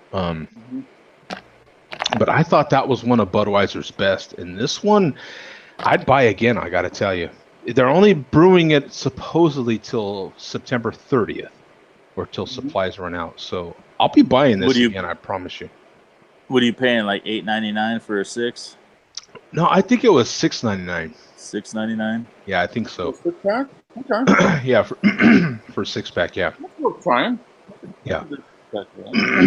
I think it was. I'm not positive, but I want to say somewhere $7 range. Okay. But it's not bad. I love these cool little Budweiser bottles that they came out with. They put that other Repeal Reserve in these bottles as well. Coors was using those stubby bottles too. Yeah, Coors has a stubby bottle as well. But like little grenades on it. Yeah, or like Mickey's bottles. Yeah. Yeah, those are more wide mouth, but yeah. Mickey's definitely wide mouth. This one's a little taller and thinner, but still pretty cool. I'll take it's look for that. Yeah. It's definitely it's better than the repeal reserve. If you tried that, Mm. that was kind of so. I'd buy this again. This ain't bad. Mm-hmm. Because I would assume you're going to be able to find this everywhere, at least for a little while. So, gas stations, Walgreens, CVS, wherever, I've actually been. I thought about you because you like that Amber Bock from Michelob, right? Yeah, it's not bad. I've been seeing a lot of the shelves get stocked up with that stuff lately. Really? Because I never really see it. Yeah, Now Amber there's a Bock bunch of it around. Really? Michelob in general, for a while, they were really pushing the Michelob craft, like that being the craft side of Bud. Yeah. And boy, I mean, it's just like falling off the edge. Like you just don't see Michelob I see anymore in the stores. Michelob Ultra. I mean, it's like that's the only Michelob that's out there. Yeah, low calorie because that's the marketing end of that. But yeah, I got a buddy who drinks that. Yeah, Ultra. I'm like, oh dear God. But yeah, that's light beer in general is really picked up steam because of so many people concentrating on their diet. Mm-hmm. And I don't knock people anymore for drinking that or Corona Light or at least you're still making an attempt to have a beer. It's tough when you are dieting or training for whatever it is. it's tough, because alcohol is all sugar. I mean, that's where the Ultra comes in. I think that's their little market. Yeah, these things are so light. Yeah, I mean but you can still be social. It's that way to still be. You can still have a beer and so on. Beer. Yeah. So this one's not bad. I gave it 1 thumb in my review. I would buy it again. I wouldn't buy the repeal reserve again, but this one's the closest to that American ale that they brewed years ago now. God, what was that, like 08? Yeah, that was a while ago. Yeah. It's been quite some time that the InBev takeover happened. Mm-hmm. It was quite some time ago. I can end the regular show, and I had some subjects. Wait a minute. I had one of them that I actually did want to cover. I guess I got a couple. There was one from last week that we talked about, and I know. What was it, Bum? Do you remember? Bill Cosby. Was it Bill Cosby? We talked about him. Yeah. But was that one that I wanted to bring up on air, actually? I can't remember. It might have been Bill Cosby, like what you actually think about Bill Cosby. What do you think about the verdict? We did discuss that. Yeah, we discussed that. I know there was one that I said, yeah, we should have brought that up on air. But I do have one question I can think of because that kind of came up in our discussion last week. Was during the week or at any point, actually, have you ever thought about the questions that I actually ask? Like in the course of your week or whatever, has any of those that you never even thought about, and all of a sudden you're like, damn, we just talked about that on air? Or, has that ever come up in conversation and you're like, how do you explain where they came up at? You're like, well, let me see. I was just talking about that online with some friends. Yeah. How does that come up?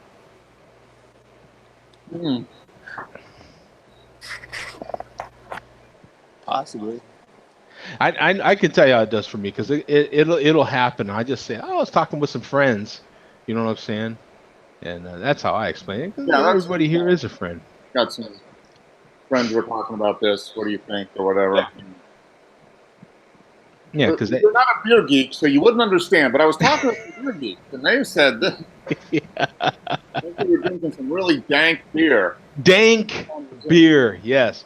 Because I Dank have and brought moist. that up. Moist, juicy, dank beer. Moist and juicy. Dang, I have brought that up just in regular conversation with complete strangers, as a matter of fact, Well, because I like to get people's opinion on stuff. did you walk up to somebody and say, "What do you think of the word moist"? I have, if you only knew. Yeah, I have. No, I believe it. I like to get, and I find personally, like if I can get a quick reaction out of you, as far as like, I don't know you, you don't know me from anybody, right? And if I can get a quick reaction as far as like likability, like you know what I'm saying, then I'll come at you right away with some kind of off-ball stuff like that. Hey, I heard something about like this word moist, man. What do you think about that word moist, man? Is moist like offensive to you ever? You know what I'm saying? And yeah, man, that is a weird word or something. You know, I just love the reaction, right? Like sometimes I find like if I just meet somebody in a bar, whatever setting it might be, I could be meeting somebody at the gas station, come up with some kind of random conversation with some dude across the pump. You know what I'm saying? And it's like, I find that if I just come ask somebody like that with just some boom, and they're like, whoa, what the hell? I didn't expect that, you know? And you're just like, you know what? And I find I get the most honest answers from that sort of thing, because it's like, what's the odds of me running into this guy ever again, ever? You know what I'm saying? So why not just lay it out? You know what I'm saying? So I find that I get some pretty, and I don't know, I hear certain things and they'll just like sink into me, you know what I'm saying? And I'm like, oh, I got to bring that up on the next show. That's going to be great. I have something for some people that might be interested in spirits. And this is really quick. This doesn't have to be a long subject at all. Experts say this $45 bottle of bourbon is the best in the world. Now there's one here that is seriously expensive, but this 1792 is the one that they say is rated best in the world, and it's $45. If you were to be at your local spirits store and seen this and it's $45, it's expensive, but if it's something I like and I hear it's the best in the world, it was just rated best in the world, I might be tempted to pick up a bottle. I mean, bourbon. Best in the world under what criteria, though? Okay, they go into that actually. Price point or? Yeah, it's made. Okay, the panel behind the World Whiskeys Awards, made up of 17 whiskey reviewers, bartenders, spirits, industry professionals, and former distillers, judges everyone's favorite brown liquor in every category to determine what is best, regardless of price or prestige. For those who partake, this is one of the biggest events in the whiskey world. Here are a handful of winners, and this one was rated the best. Similar to what they do with beer, actually. If you remember, there's world-renowned beer tasters in the world as far as world rankings go, and there still is, even in this day of Joe Blows like myself reviewing beer. There's people that have trained palates for these sorts of things. But I have to admit, just hearing this and hearing the price point, to me, that's cheap. For whiskey? Now, because you look at this one. This one's $3,599, and that was one of them. I'm never having that one. That one's not going to happen. That one's from Japan. Now you have this Johnny Walker Best Blended Whiskey. That one's still around $70. This one is rated the best bourbon whiskey, $45. For me, that's a bargain. I'd pick that bottle up. A fifth of whiskey, of bourbon whiskey like that's going to last me a very long time.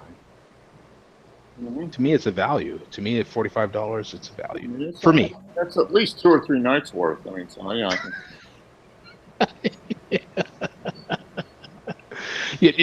Honestly, for me, I'm that'll kind of wondering last where me they're going years. with this. Yeah. I mean, yeah, I mean, if they 45. want to get like world class bourbons, Yeah.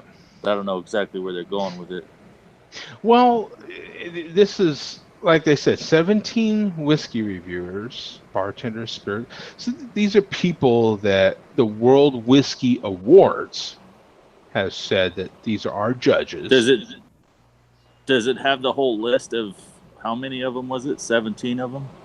I'm sure it does if we clicked on this. Let's see. Yeah, that'd be I'm interesting. wondering if Ardbeg 10 at least is on that list.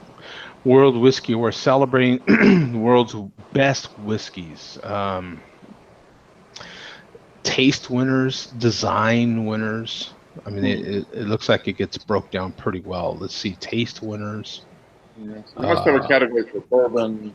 Yeah, I mean, Scotch. look at all these different, just like beer. Yeah, look at all these different categories. Yeah. You know, Where- and then you're going to have the best, like, overall beer, and not everybody agrees, but you have to have one. What's the world best corn whiskey? World best. What? They went from what, $45 to over $3,000 in that same list? Yeah, in that same list, yeah. Yeah, that was the $3,000 one. Was a blunt. Was a Scotch? Is that what they said? It was a whiskey out of Japan. It was best single malt whiskey. That's a 25-year. Yep. Wow. I'd be curious to see what's in that list. Yeah. Yep. Part of the reason it's so expensive. 25 years is a long time to let That's a whiskey. long time. That's a lot of money. Yep. Even this Yeah, I think Johnny once Walker you're getting- Gold is $70. 17 year. Yeah, I was gonna say anything over like 18 years really gonna start creeping up. Yeah. Look at this best rye whiskey distillery, $291 Colorado rye, $70 to $80. $45 for the beer that the whiskey that they rate, the bourbon whiskey that they rated the best overall. $45? It's a bargain. This one's at $30. Best flavored whiskey. Does that tempt you? Flavored? What does that mean? To me, that's more of I a don't know what they had. Yeah. yeah. But the $45 Looks one like was it had what they say brown it was sugar to Buffalo it. Trace, I think. Was it distilled by Buffalo Trace? Yeah. This one, 1792, is owned by the same Decent at that company that price. runs Buffalo Trace, Okay. Yeah. and it just took home its first place in this category, back to back, mind you, just above entry level pricing. The full proof $45 is a full 125 proof straight bourbon that, Because you're as not of gonna now, pay less than that at all for any has a of it. stranglehold on the title of the best, and it's no more expensive than a bottle of wine at a fancy restaurant. Yeah. You know, a good bourbon is going to run you $25 a bottle minimum. You know, for a pretty solid good bourbon. Yeah, I give $30 all day long, so to pay $15 more to me is a bargain. Yeah. I mean, to me, I would say you'd have to reach the $60 to $80 a bottle mark to get into that playing field, but Yeah. that's just me. I think that's why this one's making headlines, because for $45 you have this opportunity to take advantage of one of the best. Yep. At least it's 17 people rated as the best in the world. It's probably a very tasty bourbon. Yeah, it probably is. Yeah. Because look at the rest of these. In their category, you're not touching anything. Look at this. This one's $50. It's 50 probably to 65. not bad for that price point anyway. That's an awesome looking bottle. Especially man. Look from at that thing. Buffalo Trace, they don't do too bad, especially for that price point. Yeah, you look at some of these others. Like, look at this one, Brainbridge Battle Point Organic Wheat Whiskey. Dear God! But I mean, look at this bottle. Look how much detail went into this bottle. I mean, and this one's $45 to $65. Some of that price point went into just the bottle, because look how little there is in this. There's not, you know what I'm saying? Like all that stuff matters. Mm-hmm. All that stuff costs money. I thought it was pretty cool. Mm-hmm. But you know, that's Yeah, it's interesting. you know, it's you know, at least it's That one right there. you know. The roses. Also, here's one thing I wanted to bring up. Right as we go out, we can go out on this one. This lady did this interesting study on herself. Actually, she did this. This is what some reporters will do. They'll do certain things, and this lady for a week ate nothing but bugs. And this is what happens when you eat nothing but bugs for a week. For 7 days, I only ate grasshoppers, worms, and tarantulas. It was absolutely awful.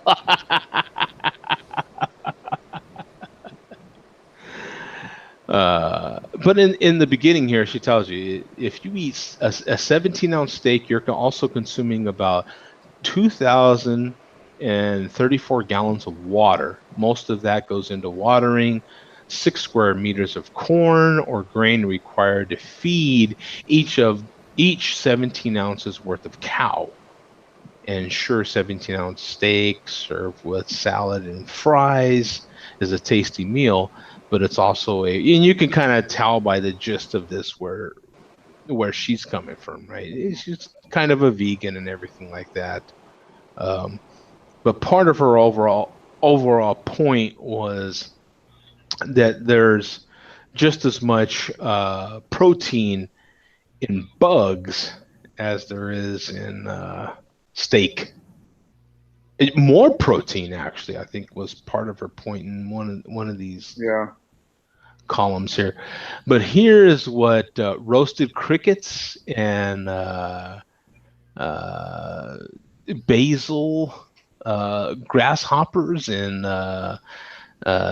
dried tarantulas, and this was her diet right here. This was it. And she poured it in a Sierra Nevada glass. I'll give her that. Like a smoothie? Okay. Yeah, it's a smoothie made from. What does she make this one from? My first meal taught me that crickets taste like dirt. Yeah, I drank a cricket powder protein shake, which felt a bit like sand sliding down my throat. After drinking 2 mouthfuls of sludge, I threw the smoothie in the sink and went to work on an empty stomach, unsatisfied and hungry. Oh, what does the food pro think of on your side there, Mark? What do you think, Pam? Bugs? For a Look week? at that. Look at that. There's a cricket right there. Look at that. He's just frowning and saying no. Look at that. No. Oh, yeah. oh, not Crunchy. happy. Look at that. There's a tarantula. Tarantulas. What do you think, Pam? Tarantulas? Oh, No. dude. Tarantula ice cream. Look at that. That was her frying them up in a pan. The Oh. tarantulas. Oh, that's just nasty. And then, like, she made some kind of burger or something like that, and then had like crickets on the side for fries or whatever, or chips. Oh, just utterly disgusting. Her roommate took pictures of her eating these things. Look at this. Oh, No, thank you. oh, look at that. Oh.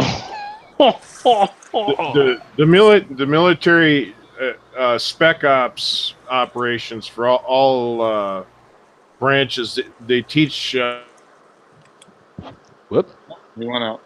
Military cut his ass out is what happened. Yeah, you're not supposed to be talking about that. That's top secret stuff right there, man. You got to live on bugs, basically. Yeah, the Google algorithm cut your ass out, man. That's like top secret stuff right there. You can't be talking about that. You know what I'm saying? But yeah, I thought that was interesting, man. You can definitely do it, but give me some good grass-fed beef. Oh. She did an absolute superb job in this piece. describing what her emotions were, her preparation for some of these foods, Yeah. and I'm not a weak stomached guy. I can take a lot of stuff. I'm not one of those guys that's gonna, but man, it it's like, yeah, no, that ain't happening, man. I'm telling you, right?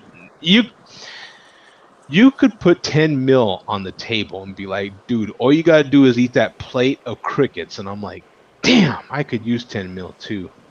Just ain't gonna happen. You know, anything else, man? Anything else? It just ain't happening. Google Hangouts cut out on me again. Earth Yeah. just opened up a $10 million beer, probably, right? No, Yeah. this is my go-to beer.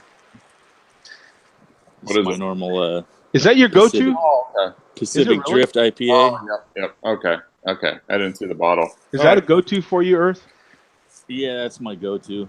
Is that one you always have in the fridge, pretty much? I try to, yeah. Really?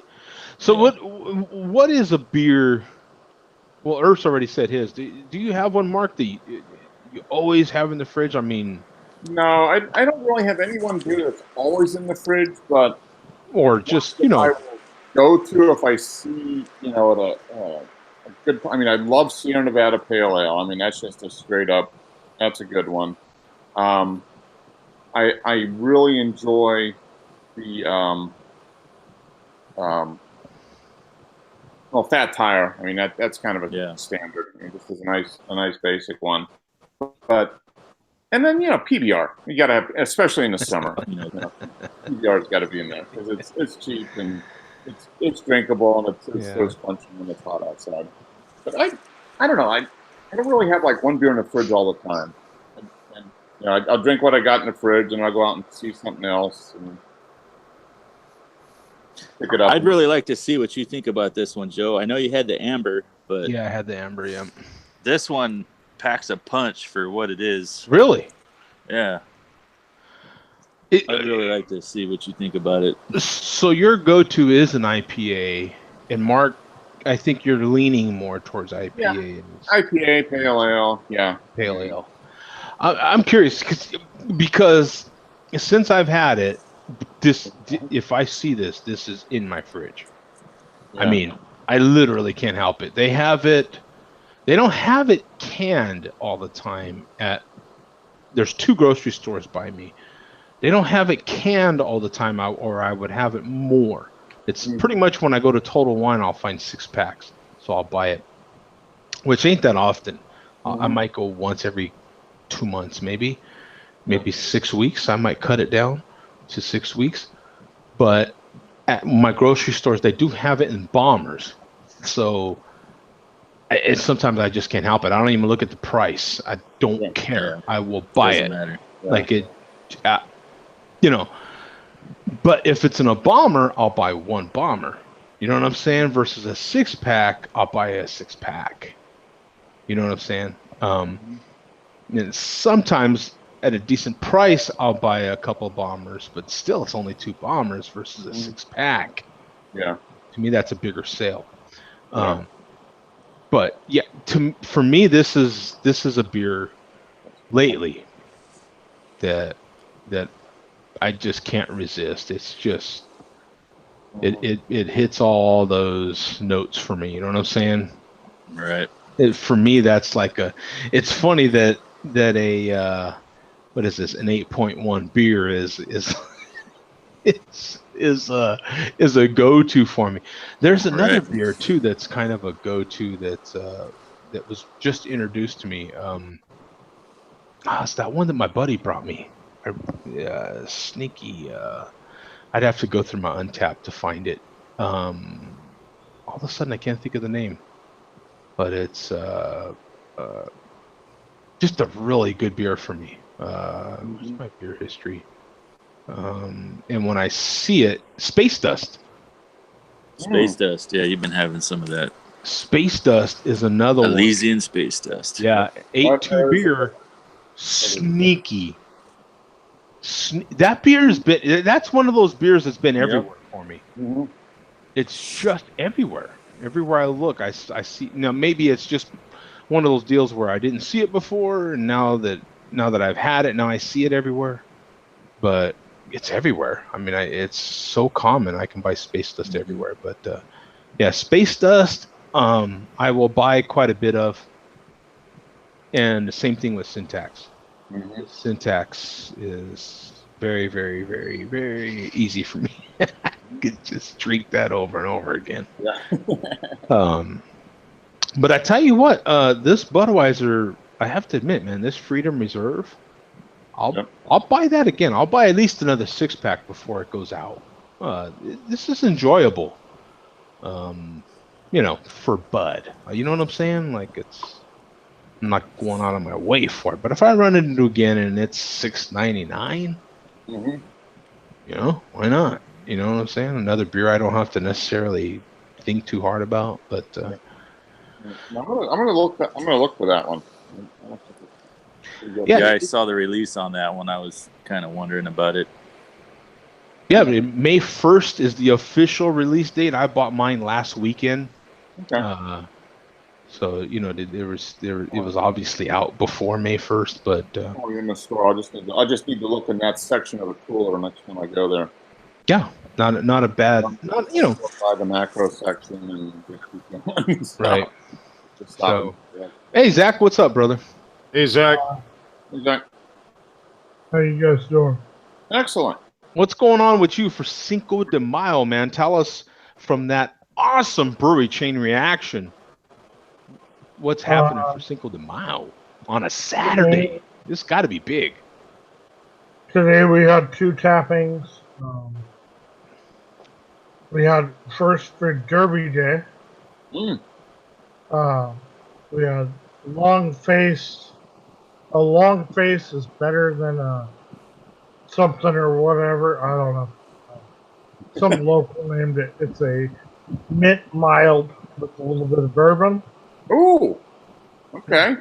New julep And action there. we also had our Cinco de Mayo is the kickoff of our cilantro serrano lime. Ooh. That sounds good. Mm-hmm. Yeah, that sounds really good. It's a good time. What do you get a lot of cilantro in that when you're drinking that? Cilantro's a tricky flavor Yeah, it is. It's got to be. because people either hate it or love it, and it's a genetic.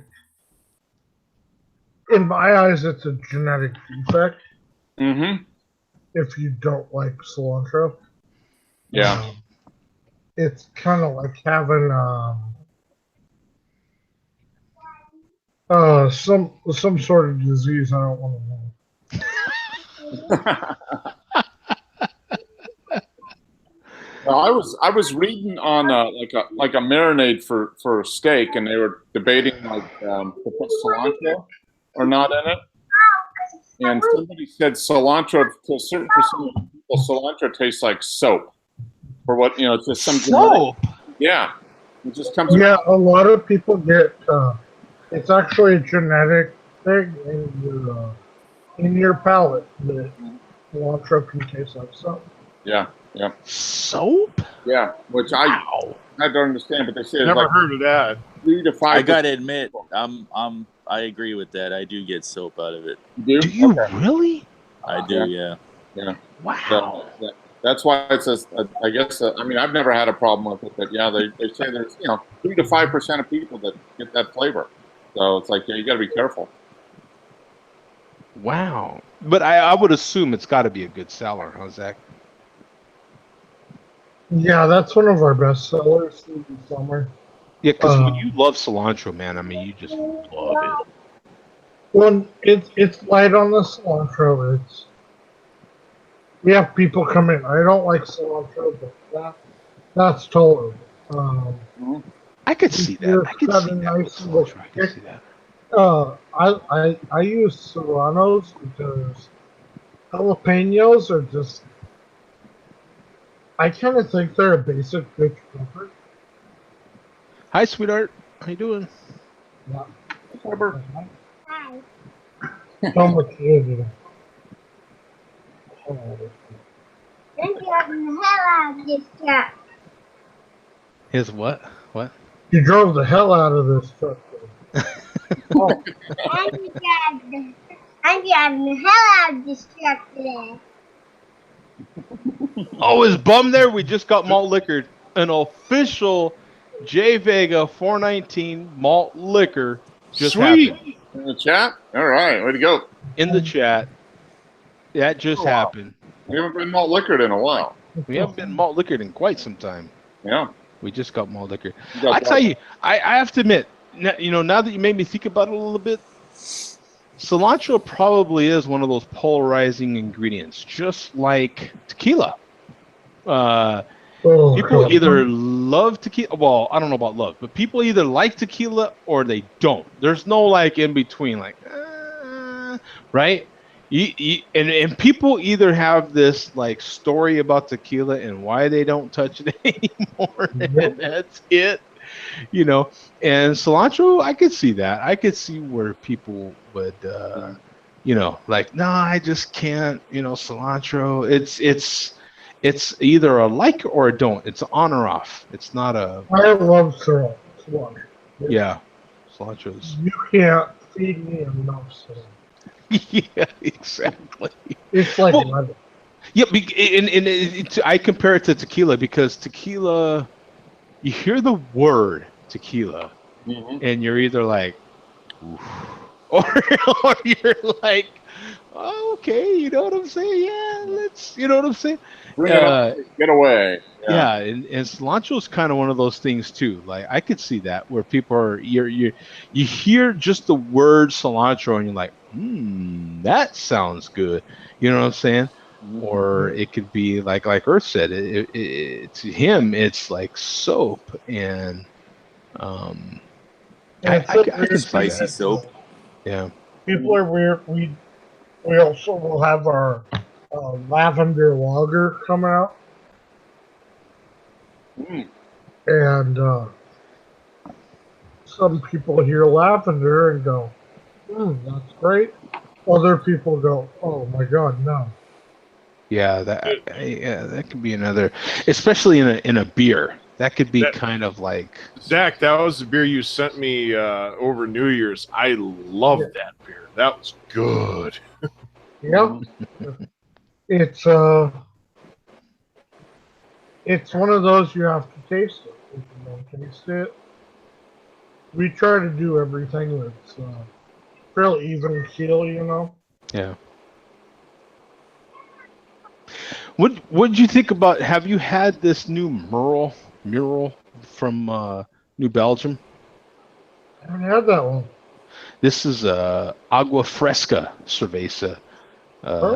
It's a collaboration with the Mexico City Cerveceria. Oh, that's pretty cool. Yeah, it is. It's pretty cool. I still have a little left. It has a really cool color and tons of floaties in there. I mean, gobs of floaties in there. I'll be right back. I gotta go for a refill. I have a comment, but we're still live on air, so.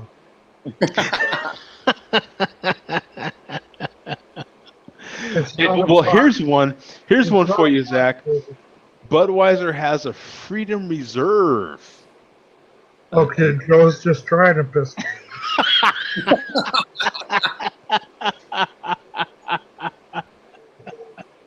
Zach was having such a good day, and then you thought reserve, and that was a serious attempt to be pissed.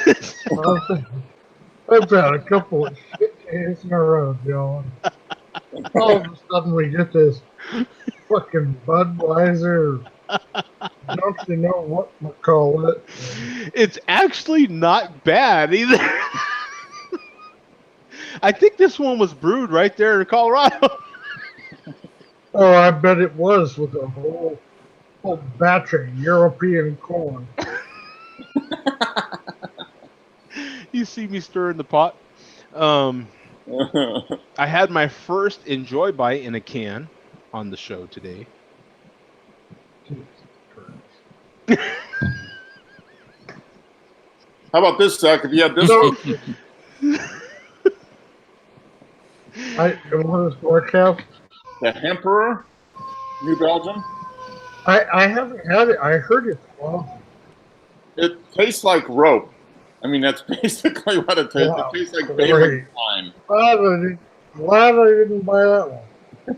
But it's got that on the aroma, but the flavor is not too bad. It's got some good malt and some earthy hops. It's really dank Is the rope. slogan? This slogan's for Joe. Want to grab your rope? Grab one of our beers and tug along. Yeah. Dank rope. I don't know if I came to this conclusion though. I love saying rope. Like rope. It's just a fun thing to say after a while. Grab rope. my dank, moist rope. I grab my dank, moist rope. They made it juicy. Yeah. That feels about like the last thing everyone. It's just fun to say. Dank rope. Yeah. Because whenever do you use the word dank? When do you ever have another opportunity to use the word dank if it's not in reference to a beer or weed? Oh, You don't. he's out. You don't. You're Not just very not often. getting a reaction out of him. Yeah, you're just not. That's it. You Well, we're out go of here, to guys. the office and go, this is a dank meeting. This is a dank meeting. This is it. This one's over. Boom. Oh, there she is. Sorry, it's fucking Google. Of course. Google gave him the boot. We haven't heard that one at all. We got a effing Google in the show today and a malt liquor. Yeah. And our statistician's not here. He's watching the Penguins do Yeah. whatever they do. I don't know if they're winning or losing. But... Watching the Penguins cheat and not know what to actually do. Oh. Oh, I hate the Penguins. Rooting for the Capitals, are you?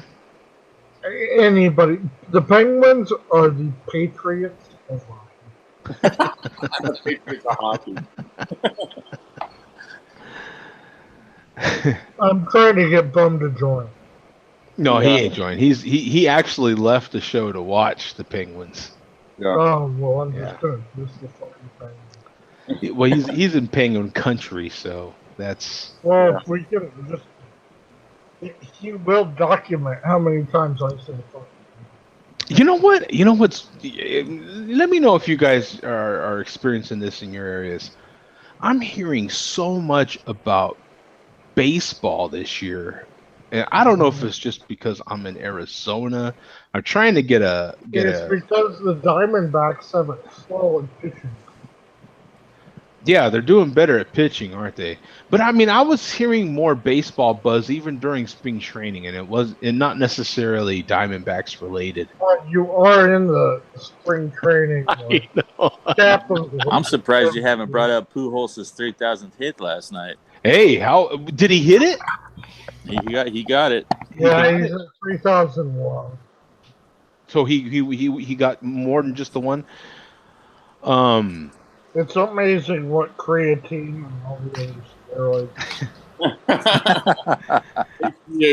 What HGH can do, huh? Well, I mean, how old is the guy really? I mean, is that something that bothers you really? His age do you really want to know his true age? I really don't give a damn. He can shove his name right up a fucking poo hole. I've been lost ever since my guys all quit baseball back in the early 2000s. So I really don't know what's going on anymore. Oh, with baseball. I love baseball, but right now it's just such a bunch of crybabies. I like baseball. I've been hearing more about the NBA this year as well. I know it's the playoffs, but even into the playoffs, I haven't heard this much NBA basketball talk ever. It feels like. See, we don't hear anything. Well, of course, man. It's the Nuggets. Are you kidding me? Yeah, who would ever? Yeah, I don't. It's like it's like hearing NBA Suns talk. You're not going to hear a lot of talk about the Suns. That's for sure either. A lot of Phoenix Suns chat going on. Yeah, there's not. Well- Yeah, exactly. I'm still convinced professional sports is fixed. That it's fixed. It is. If you watch, and I don't know if any of you guys watch hockey. If you watch the Penguins Capitals game, that game was fixed to make sure the fucking Penguins. The Capitals were winning, and the NHL had a call from who the hell else in the U.S. government or whatever. And said Pittsburgh needs to win. I don't think you're. Crosby needs another cup. I don't think Bum's going to jump in seriously. I don't. He's glued to the game. Yeah, Bum is glued to the game. Yeah, he's basically not even paying attention to the audio. It's hard to be glued to a game when you know. It's kind of like watching a videotape of a video game that you know what's going to happen. Yeah, I'll give you that. You're making your best attempt, but he's. No, I think the same about the NFL. The Patriots are favored.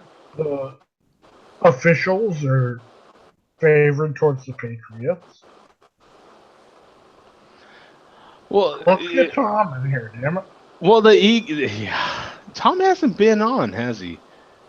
And, no, he hasn't. I mean, professional sports is just. He might have got a girl. Geared toward big money markets. The easy argument with that is against the Patriots. That is the way they came after Brady. I mean, that was kind of ridiculous. It's a publicity stunt. He's still there.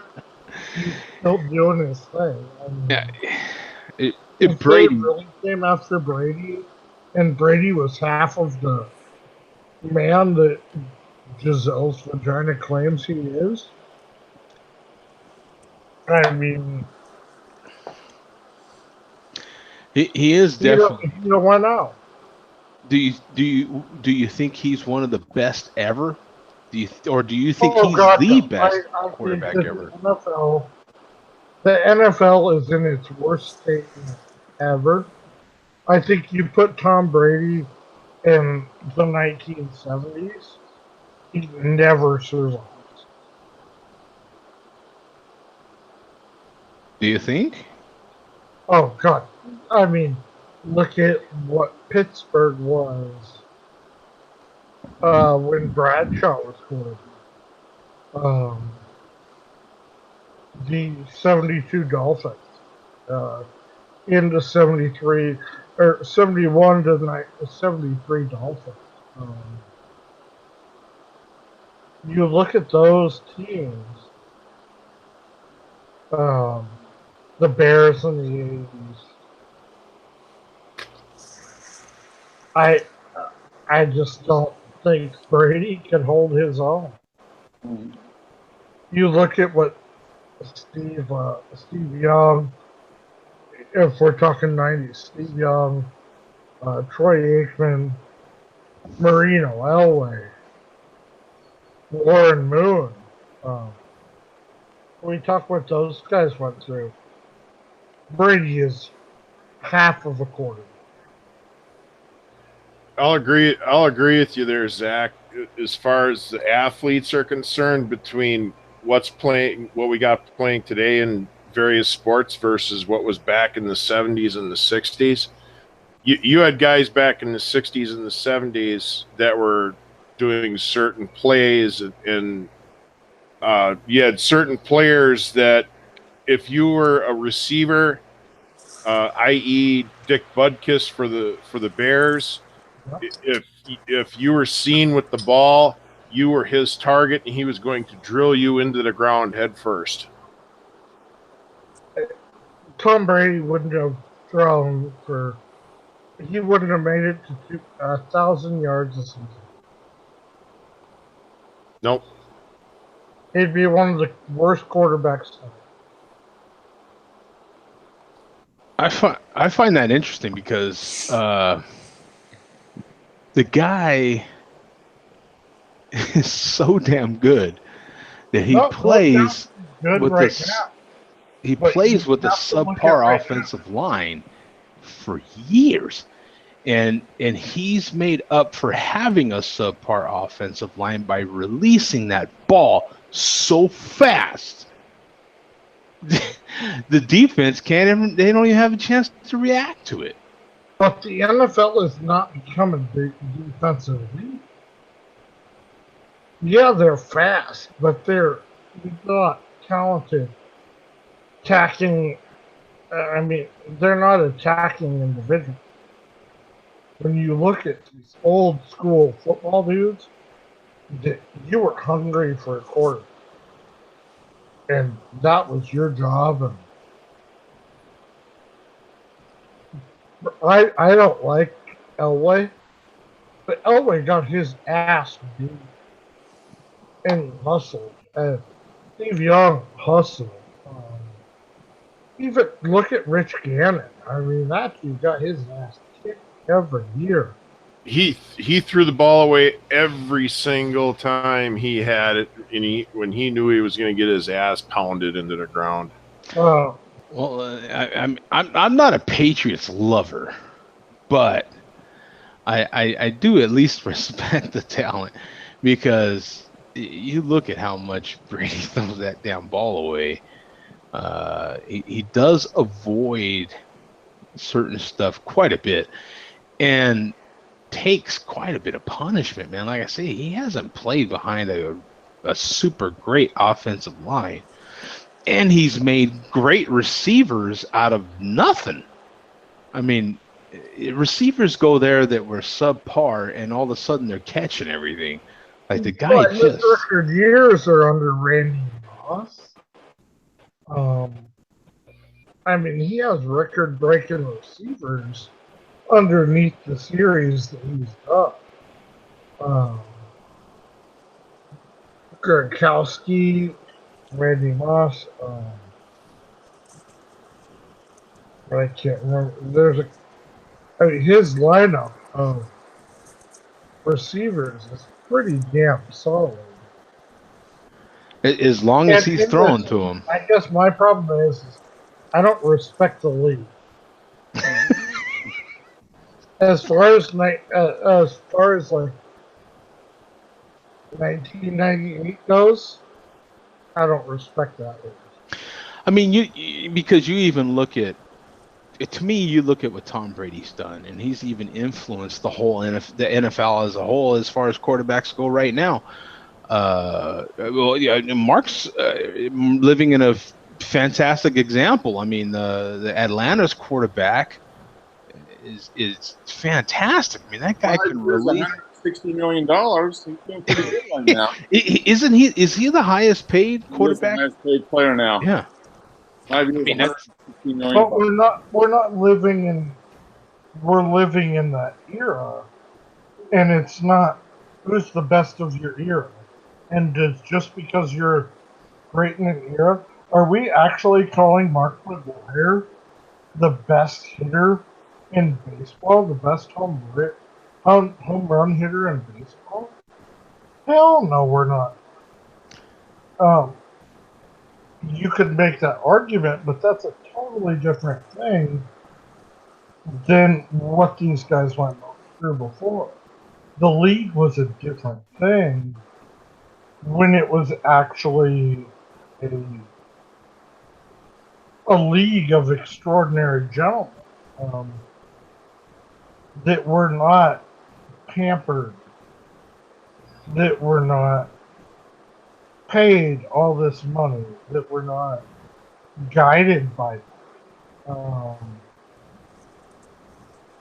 It's a different league, and I think stat books have to be asked for them because you cannot compare Bart Starr, who played in a league that barely even had helmets, to Tom Brady. You cannot compare them. Yeah, I think you're kind of making my argument.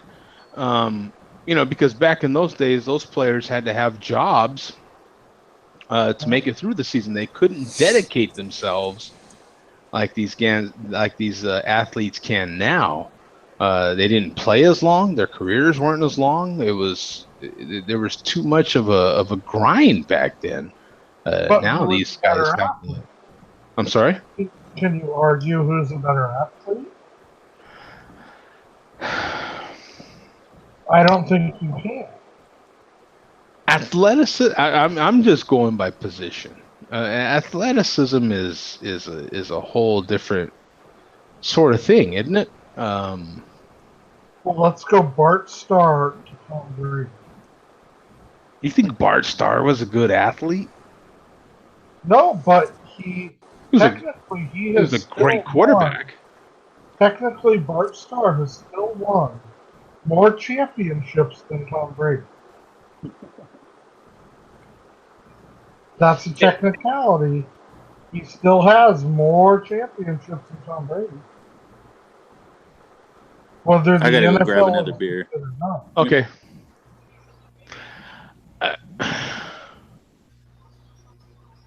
I have a tough time putting any quarterback, especially if this year Brady were to go to his 9th Super Bowl. I mean, come on, man. I have a hard time. I have a hard time putting anybody above Brady. I really do. I don't care for the Patriots, but dear God, man, that's just. And is that credited to Brady or is that credited to Belichick? Well, it's a credit to both of them, and especially because they've had to do it with so many different players. On the other side, does Belichick, just because he's been to Super Bowls, outweigh the guys that have won more games than him? I would think Belichick has to be one of the greatest coaches. Does he outweigh Shula? Yeah, I think so. I think the trio. What about Saban? I think the trio of the owner, the coach, and the quarterback all go down as the greats. They're all goats. As an accounting standpoint, you take that and deduct the money that was involved.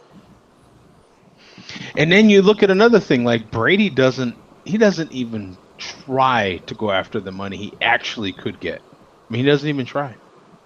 Yeah. He would rather, because he knows that the teams, check this out, the teams that I heard this stat this week and I thought it was a great stat. The teams where the quarterback is making more than 15% of the gross of that team for that year, they don't win. There's never been a team that won. But and Brady, just about a quarterback. Okay. What do they do about the Patriots have brought in players to win? Mm-hmm. Brady's been surrounded by players that win. I mean, but with him, even in his early days, Corey Dillon was brought in. Early on, Randy Moss has been brought in. They've brought in kicker. They've paid kickers to do this. And Moss came after 2 horrible seasons. Yeah, and that's what I'm talking about. And what did he do after? Like, you have to look at the players that have come into the Patriots, and they've completely turned those guys around. And then when they leave the Patriots, back to nothing. That's my point, though. Is it Brady or is it Belichick? It isn't a combination of the both. Well, if you're talking defensive players, then it's definitely just the system. There's a lot to the system. Will Belichick ever go as the greatest coach? Coach disagrees too. head coaches in the chat going boo, boo Tom Brady. I don't think Belichick will go down as the greatest coach ever around because he's been such a dickhead. Okay, well, And he's put so many people aside. Look at somebody like Nick Saban, who doesn't get guys paid. Nick Saban, if we're going to include college football, which I don't know if you can include. well, Nick Nick Saban? Saban has to be in the argument for greatest college head coach ever. I mean, he has to be. But the NFL's about money, and that's all the NFL is. Well, of course, I ain't got no problem with that. I'm not trying to be an ass. The Rams are showing it this year. Hey, It's they're about trying. money. They're trying And to I'm win. rooting for the Rams. I hope the Rams topple everybody. They're trying to win. I mean, in order to, it's the same. If there's any sport that does it, it's baseball. Dear God, the amount of money that baseball will spend to try to win. I mean, the Pirates never won another World Series. I mean, and it doesn't necessarily guarantee you a win. Yeah. Baseball's a different animal. But yeah, the Rams are going for it, man. This year, at the end of the day, if we have another quote typical Rams season, I at least have to give them credit for saying, hey, you know what? They tried. You know what I'm saying? On just a quick, how about we bring it more to a positive note? What do you guys think about the Seahawks drafting the first ever disabled player ever allowed to be in the NFL? Oh, really? Did they get the guy who was missing a hand or something? Yeah, the UCF. Yep. Okay. What is it? Saquon. What round did they draft him in? I can't remember. His brother already plays for the Twins. Oh, okay. You know, the unfortunate thing about being drafted doesn't necessarily mean you make the team. Yeah. Well, no, but the cool thing about him is if you could catch the ESPN series about him, yeah, it's quite interesting as far as they cut him. Or no, he went from starting to second team to third team to cut, and then all of a sudden came back his senior year, and his first team led the college football in a lot of stuff as far as heard. And now is getting drafted.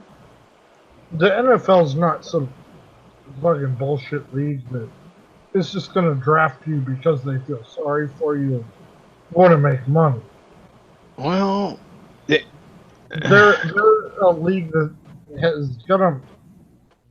What are the Seahawks gonna make off of drafting this kid if he never plays? Well, think about it. You've already got a hell of an impression just from them drafting him, and it doesn't mean he makes the team. And that happens every year. What does that say about the NFL? Well, you'll have a shot.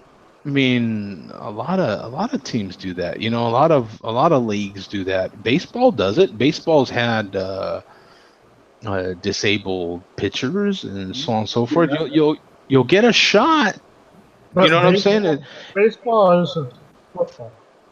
Football doesn't have a second team. Right, but you've had baseball has about 500 teams. Right, but you make the practice squad. Oh, you moved to Albuquerque. Oh, you moved to Connecticut. Oh, you moved to Modesto. Right. Oh, you moved to Wyoming. There's triple, double, single. I mean, there's so much. Yeah, it's football doesn't have that. Yeah. Well, he's in the right position. He's a linebacker, right? Yeah. Yeah, he's in a decent position. He's just very small. He's got we'll see. I mean, we'll see. You know, the other guy right now that's playing that's disabled. There's been a lot of them actually. You know, when you take players and what happens to a regular quote able person during the course of their career, and a lot of them end up wearing casts, which puts them in a very similar position to what he's in. They've got a hand with no arm, basically, is what they're playing. They're just playing with a big, long limb. When you put that cast on, and a lot of them are bigger, stronger, and faster than he is. He's a small guy playing his position. It's not saying he can't do it because he has crap tons of heart, but let's see how he does. I mean, you know, the NFL has these things they go through, you know, every year, and they draft players, and a lot of them never even make the team. So, you know, we have to see how it goes. Would you put it right on the same level? Coach says, this is a good one. Coach says the Chargers have a disabled player. His name is Phillip Rivers. Ooh. Phillip Rivers is still one of the most talented quarterbacks in the league. He is a Ouch. damn quarterback. That's incredible.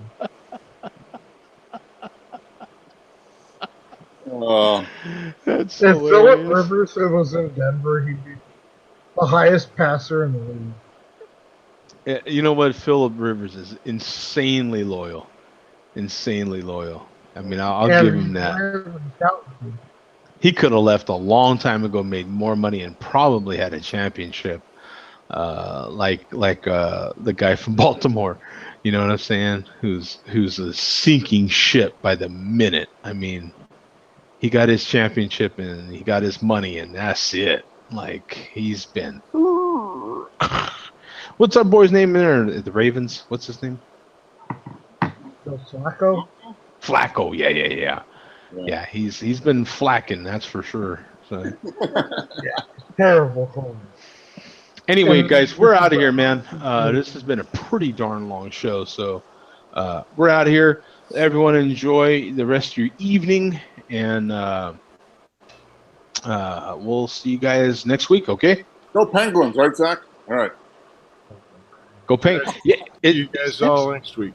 next week's not Memorial Day, right? No. We It's got the three. following. That's like the week after, right? The weekend after, right? We got three. No, that's a 5-week run.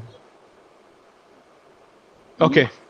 So we'll see you guys, man. Thanks for everybody joining in, and enjoy your Cinco de Mayo.